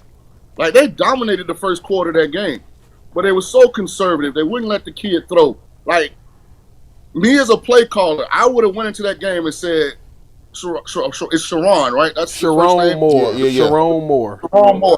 I would have said lose, win, or draw. I'm going to call this game like we got fourth-year J.J. McCarthy here. We're going to throw the ball. We're going to run our regular offense because we got to see what Bryce can really handle. And if he can't handle it, then good. We got a lot of film we can develop and improve this offseason. Shaun, they got a future first-round pick at wide receiver. Andrew Marsh is a really good wide receiver. So he is. First time you could say that about Michigan. I know. That's normally an Ohio State thing. But let me get to this. I want to get to because I can't believe we didn't get to this. There's two questions really quickly. When you came in the barbershop, you had Mendoza. You said Dante Moore should go back to school, and you had Ty Simpson. What's the update on that? And then give us your thoughts on Tulane. So Ty Simpson is coming back to school. Outside of Kalen DeBoer leaving Alabama in some kind of surprise move, I think he's going back and he should. Talented, not quite ready. Dante Moore is interesting because Will Stein, the OC, left to go to Kentucky. I was told Brian Hartline was leaving Ohio State to go be the OC in Oregon. And a lot of people didn't know that. But he took the USF job. He's the head coach at South Florida. Right. No, I know that. I'm saying before he took the USF head coach job, Gotcha. I heard he was going to leave and go to Oregon. So I don't know what Moore is going to do depending on what they get from OC. Mendoza, I was worried in the first half because he looked a little skittish. He looked uncomfortable in the pocket. He looked like the game was too big for him. But that kid's second half performance was big time. Now, he's a little awkward, so I don't know that he fits in every city. He's a weirdo. I mean, he's weird. Like if I'm a head coach in college, I don't put him on the road to recruit unless it's Utah, Montana, somewhere. You know, he's not gonna fit. South Dakota State. What a dork! He is such a dork. He got he's not gonna fit a whole lot of other places. But I mean, you got to take your hat off to the kid, boy. He stood in that pocket, made some big time throws and checks in the second half of that Big Ten championship. Indiana looks the real deal. Hopefully, 3 is healthy. The wide receiver, we'll see. Tulane, we deserve to be in. Listen, stop trying to move the goalposts. When they come into college football, talk your ish.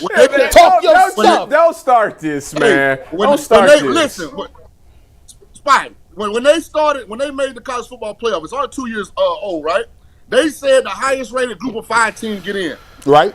We ain't got nothing to do with James Madison. Tulane is the highest rated group of 5 team. We beat the ACC champion Duke. We beat Northwestern. We went outside of our G5 little bubble. What happened when y'all played Ole Miss in the regular season? Yeah, man, we had food poisoning, man. They put us in that Holiday Inn to Oxford. You know what I'm saying? They got us with the doors open right outside. But see, we learned our lesson. We're going to stay in Memphis or in New Orleans and just drive over there to games. So we're not going to make that mistake twice. Tulane beat Ole Miss. But I'm tired of people coming to my alma mater. We belong in the college football playoff. Now you don't. Hey, all Tulane has to do to shut everybody up is win this game. Shaun, listen. They head coachless. Shaun, they might as well. Can we? I'm going to invite you. I didn't even ask nobody. Now listen. The Shedorians is running the chat. We can do everything we want now. The prime section. When you I like the prime section. When you coming into town, you can post up on the studio. I don't know if you can smoke in here, but when you cannot. Unfortunately, you cannot. When you go come pull up on the studio, man. Yeah, let me talk to my guy behind the scenes there, man, with them deep pockets. Let me say this. Because when I come on here, I really like to use the platform because you guys have such a passionate fan base. I've told you all the interactions I've had on social media and in person. Big shout out to you guys and your reach. But to every diehard Shedeur Sanders fan out there, I got a message. He's good enough without your extremism. You make it more difficult for him to be embraced and accepted because you're so over the top. Like, show love without discontent. Right? Just support him. Just root for him. You don't got to attack everybody who doesn't say exactly what you want him to say. Stop these let's put him in the Pro Bowl campaigns. Stop these let's vote for MVP campaigns. Just sit back and the love will emanate through the TV because he's good enough on his own. And will you throw? That's a great comment. I agree 100%. Shaun, now will you throw the wrist up before you leave up? out of here? Are you gonna do that real quick? Oh yeah. There you go. Yeah. I do appreciate that. Thanks, Shaun. Shaun, you're the best, man. Appreciate Talk to you later. That was Shaun's Shaun. awesome, we man. do got to get Shaun in studio at some point. I'll talk to Steve Becker about He's been setting a up. great addition to the yeah. show. This Really dude- has. I mean, This especially when is we a- lost Tim Couch, we lost our quarterback. He's a wild dude. And Shaun has been incredible. We got one last topic. It's about a different quarterback. Well, before we do, Mike, I think we got to follow up a little bit on what Shaun said because he said about Tulane. No. Shaun said he thinks the Browns have found their franchise quarterback. He's ready to commit to it, which is interesting. I mean, know what's funny? Yeah. So remember when they hired Kevin and he had the successful season, and Jason sat here and was like, "I think the Browns might have lucked up into a good coach." Right. Mm-hmm. I feel the same way about Shedeur. Because I sat here and I tell you, I said I am judging the Browns on their ability to evaluate quarterbacks by Dylan Gabriel. I know they got Shedeur, but we ain't looking at him. I'm looking at Dylan Gabriel. And they 100% got that wrong. 100%. Yeah. But they lucked up. Whoever made the call, whether it was Jimmy, Andrew, whoever made the call to draft Shedeur, they might have lucked up into a franchise guy. But I understand. Listen, there's part of me with any quarterback. It's irrelevant who it is. That I got to see him play more than 3 NFL games. I agree, but I'm just saying, like, but yeah, I mean, he has all the intangibles to be a franchise guy, and they could have lucked into it. And I do think Shaun said, and that's what we got to do around Cleveland. We got to luck into things. He said, and I agree with him. Like, he's not going to throw for 360 yards he's every going to game. have a bad game. He's going to have interceptions or turnovers or different things. I think one of the things that he's saying is, I think that there's some real tools there. I think there's some really good traits in terms of his character. Like he's a likable person. He has an old soul, but he's kind of like all shucks. Like he just he a cool dude. And it's like, I think if you can take some of those assets and some of those traits, and I think Mary Kay did say something that I think people need to drill down on is, there's sometimes people have these outwardly tools that is just able to see. Jeremiah Smith better than everybody. You can just see him walk out there and you see what he is. But sometimes Caleb Downs. Go Bucks. You see certain people, and I'm not comparing him to Joe Burrow, but like Joe Burrow, his best trait ain't necessarily I throw the ball hardest, I'm the fastest dude. It's just like he got the Joe Burrow thing. Where it's it's his like aura. It's just like it's confidence. You know it. Like he come out there, you like, dang man, this dude, and he could be playing with. And when game day hit, he's just a little bit different. Some people ain't like that in practice. Like some people ain't it. Some people ain't practicing like that. Like it ain't very evident to see. But when you put him under that fire, when you put him out there, and when it's crunch time, that rating turned up a little bit. And so I think what we're seeing is a little bit of that. I'm interested to see though the rest of the year though. Yeah. There's some good teams. Yeah, I'm gonna say something, and I don't want it to be taken out of context. Yeah. You scared too? What's going on? No, I What you ain't gonna scared say? to say it. So you know how when Tom Brady played, and it was He mentioned Tom Brady too? no, listen. Let's go. All right. Can I finish what I'm All about to right, say? go ahead, Tyvis. Sorry. Hey, y'all out of line. You know when Tom Brady played and you watched him play, Yeah. no matter what the circumstance was, if they was down, it was like Tom. You kind of worried because it's like Tom Brady could go down there and still win the game. You never was good until the clock hit 0-0. Mahomes before this year, I felt that way. Mahomes is another one. Joe Burrow was another one. Joe Montana. Oh, certainly. Shedeur is not quite there. Yeah. But there is some hope when we down, and like for a 2-minute drive, I got hope.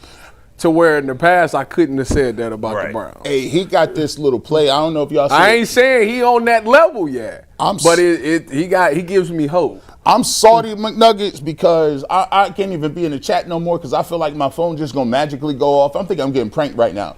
But one of the things though that I be seeing, have you noticed this? Like when I call it the avatar stage. You know what I'm saying? Like when Shedeur be feeling it, like feeling the game, like, oh, I'm in it. He got this little drop back fade, little He'd just be back there in that pocket nonchalant. It's Jordan Love-esque. It'd be like, and he threw the ball in the corner. I said, oh, is that a signature move that I see? Because when he was looking around and he get up to the line of scrimmage and he had the Brett Favre leg back, I said, oh, yeah, okay. The Dan Marino side, I ain't seen that. I said, listen, let me find out you got a signature move and you can get that off. That man. I'm telling you. It feels like I felt, last thing I'll say, Mike's dying for us to talk about whether practice is going to help the Cavs get better. No. He's talking about Deshaun. Yeah, we get to that. We got to get to that too. Go ahead. Oh, talk to Shaun. Yeah, go ahead. Go ahead. You got go ahead. Say what you got to say. Did I forget what I was going to say? That's why you got to use like one thing. I was talking about the fadeaway shot. Go ahead. Before this past game, it felt like the default move, like that the Browns were on track to draft a quarterback next year, and that something would have to change for them for that not to be the default move. Yes. But now, maybe I'm crazy. It feels like this game maybe now the default move might be, maybe we should stick with Shedeur Sanders, and something would have to happen to change it back. I don't know that that's true. I think part of it for me also is that when I saw Fernando Mendoza, I said, I think this guy's going to be a good quarterback, but I'm not giving up 3-4 first-round picks. No. Because I'm not convinced he's better than Shedeur Sanders. I'm not either. I think the default for about 60% is still probably take a quarterback. You might be right. Because of where they selecting right now, 4? Yeah.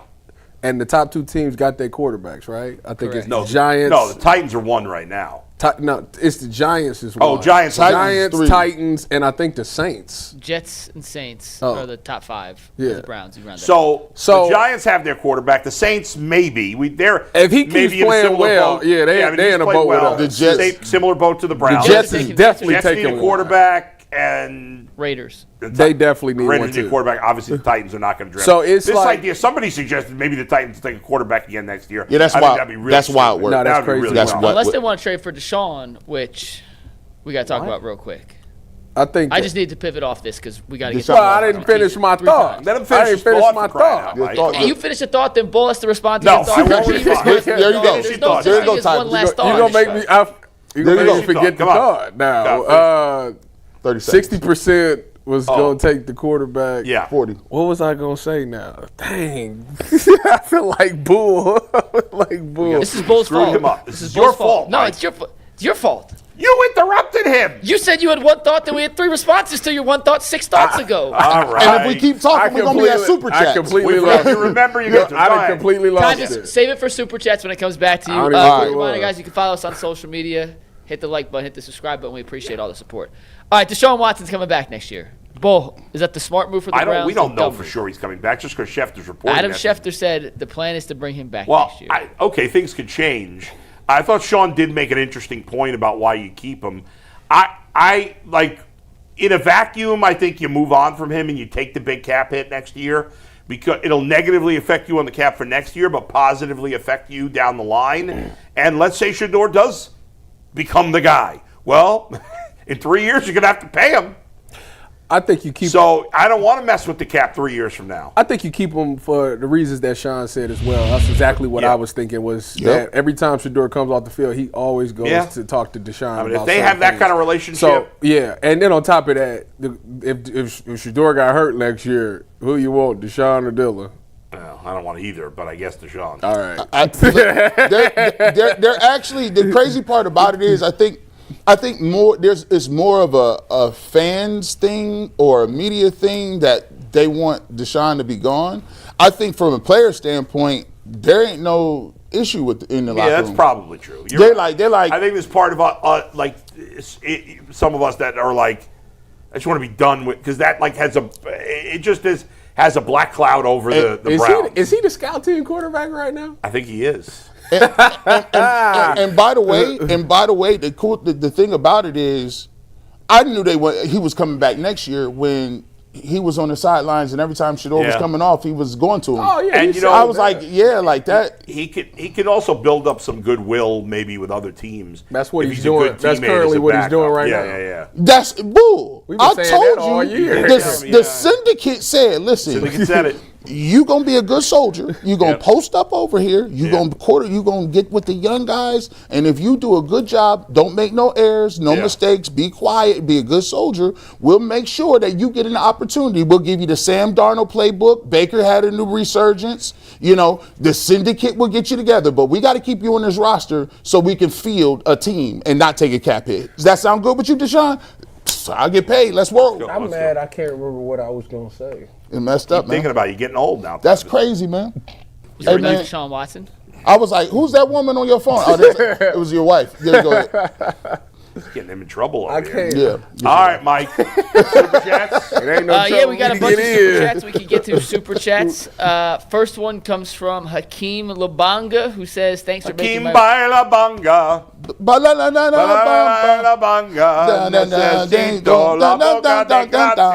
don't know if I got all the Spanish words right, but ruined that. He says, "Thanks for making my workday entertaining." Thank you. Welcome. Dontavius Winston says, "Just a thought, maybe redshirting Shedeur for half the season was the correct move for Shedeur's development. We'll never but know. No one looks at it like that. Multiple good quarterbacks didn't start off right away, and it's paying off." God's timing. But Dontavius Winston should be a wide receiver for the Packers. Dontavius Winston is a scientist from like Ethiopia.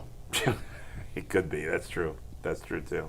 I wonder if Shedeur will look back, because Shaun made the point. I think he's right.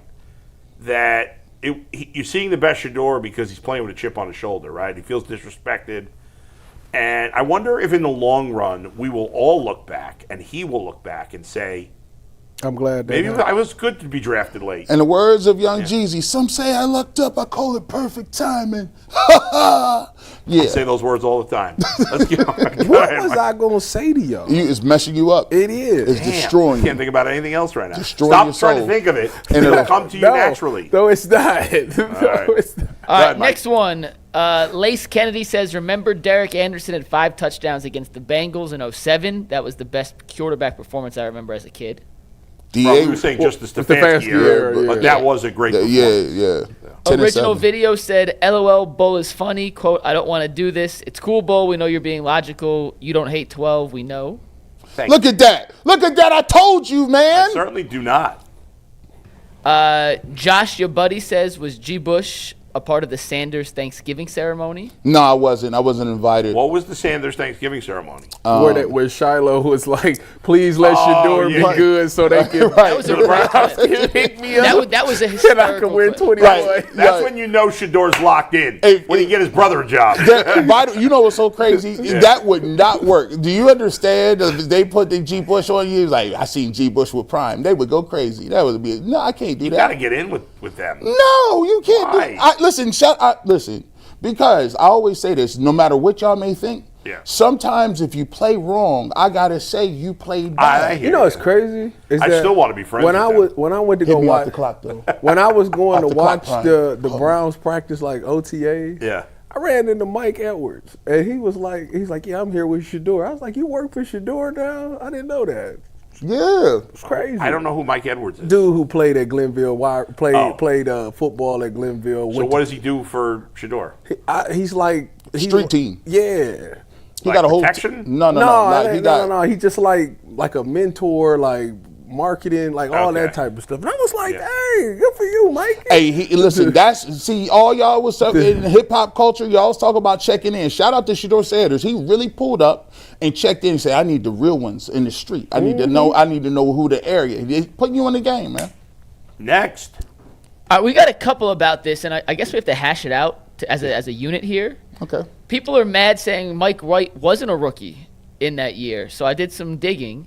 He was technically drafted in 2018, but got no service time. His technical first year of service NFL credit was in 2021. So does that make that his rookie season or not? AI! Listen, come on back. Come on, baby. Come on back, sweetheart. Sharon! Wait a minute. Come on back. He got drafted in 18, but he didn't play in 21. Did he get drafted? Let me pull back up his bio. Mike White was a 5th-round pick in the 18 draft, but was not credited with any service time until 2020. Oh, yeah. No, that's not a rookie. Yeah, listen, shout out to you. G. Bush So we has can now take been Mike White off the vindicated. list, but Dak Prescott and Davis Mills were rookies. I confirmed that. So StatMuse, my bad. All right. Hand Let's up. hope Shedeur ends up close. I know people hate him. I actually like Dak Prescott. But I do too. I need him to win for fantasy. First place. Let's hope Shedeur first place, Tyvis Powell. is more of Dak Prescott than Davis Mills. Question for you real quick. I know it's a different sport, but Blake Griffin won Rookie of the Year after he was drafted because he didn't play at all his rookie year. I'm not in a Major fan League of that. Baseball, I'm not a fan of the that. Japanese players that come over. I don't think it worked like that in football. I don't like that. I don't think you get You're not that. a rookie, man. I'm just asking because I don't know the answer. It doesn't. Service year, whatever. I'm not 100% sure. I don't think that it worked like that though. Even if he's not credited with the service year, though. Yeah, I'm not sure. I'm not sure. That means he didn't play any games.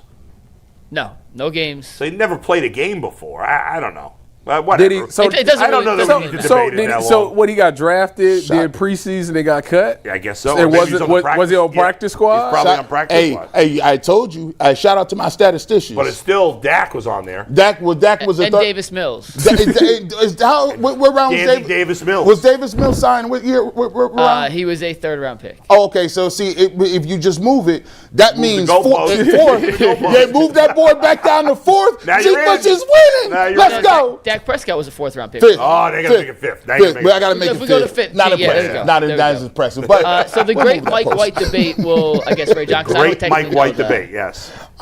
Original video says Week 15 prediction: Browns beat the Bears 24-19. Frank, I figured out what I was gonna say. Yes, go. I figured out what I was gonna say. That the default is saying 60% says they need to draft a quarterback. However, if he performs well against the Bears and these three playoff teams, like I think 100% would say like, no, we don't need to draft a quarterback. Yes. That's what I was. Actually, to be truthful, all he got to do is put up some numbers on the same Summer Jam screen as Josh Allen. It's over. Don't let him have no touchdowns. If he outduels Caleb, Josh, Aaron, and Joe, that's a lot to ask. It is, but I'm saying if he did, crazy. Yeah, well, if he like did, of that's course. Conversation. Yeah. Would you get a jersey? Would you fire Kevin? Jersey, You get a Would you 12 jersey. fire Kevin anyway. But him and Tommy Reese might have figured something out because Tommy calling the plays, and if you fire Kevin, you firing the whole staff. So Steve Becker just texted us, which means it's probably from AI, but I'm going to read it anyway. He says, you are still considered a rookie in the NFL, even if you're drafted prior, but don't play Mike due White's to a back contract or injury issues. In the NFL, a rookie season is defined as a player in their first season actually playing professional football in the NFL, not when they were drafted. All right, we've spent way too much time on that. Yeah. Let's go. All right, Frank Nitty says, Bull always talks about what Shedeur fans are saying. Just judges play, that's it. Get over it. I hope you get your wish bowl. I hope Cleveland drafts Mendoza and 12 balls out in another season. No, but I listen, don't disrespect. I love you to death. Didn't you say you don't want him? We're not trading. We're not going to trade, Bull. We're not going to trade him. When did I say they should draft Mendoza? Did I say that last week? Nope. Your face just screams it. I don't know if you actually said it. Your face just looks like Mendoza. I don't even know what to say. You trolling. I literally. He's just saying he don't like. He just said you just said you don't even think Mendoza's that good. Just 2 seconds ago. I think he's good, but I said he's not good enough that I would trade up for him. Boy, they're trolling you right now. LSU Tiger says context is important. Projected first-round pick, fell to the 5th, started the season as QB4, threw for 350 plus while his team spread false narratives about him. All right. We got 3 people who commented on the Mike White situation. We've already addressed that. Yeah. Sweet. James Woodward, I'll read their names at least. Shanatha, LSU Tiger, and JU3Q. What up, Nita? Mike White chats. James Woodward says, what's unfair is you guys have people come on every day and talk bad about Shedeur, and y'all laugh, and you won't. You'll laugh. The last part of it doesn't make any sense, but this first one says we have people that come on. Shanatha says Shedeur had a great game. Hold on, wait a minute. I don't understand why people feel like that's their opinion. Like, why are we going to disparage somebody coming on here and saying their opinion? I don't even feel like recently. Who said anything bad about Shedeur recently? And ain't been nobody. But I'm just like, what? So like, for example, Ross Tucker comes on here and he says, yeah, if Shedeur gets in the game, he probably gonna look worse. We supposed to, as a panel, say, Ross, shut up, get off, hang up on it. Is that what y'all want us to do? Yes, the people that are responding that way. That's terrible. Yeah, right. His opinion isn't our opinion. So if he feels that way, Stop being rational. That's what he want to do. Like, I don't understand why we, as a panel, supposed to professionally. Why would we cut somebody off and say, "Yeah, that's stupid. Hang up on." I always tell people I can only stand on what I think, and you already know what I think. Yeah. And by the way, like, I don't remember exactly how he put it, but I don't think Ross was saying. Not that he needs me to defend him. I don't think. Well, he's on tomorrow, so we could ask him about it. I don't think he was saying, he's not going to be any good. I don't know. It doesn't matter. I got one. We got more, but we'll get to one more. Shanatha says, Shedeur had a great game. Is the media going to spend the entire week tearing it apart until it just looks like no big deal? I mean, we literally didn't do that for 1 second. So, but again, here's what I keep trying to tell y'all. When you say is the media, you got to realize.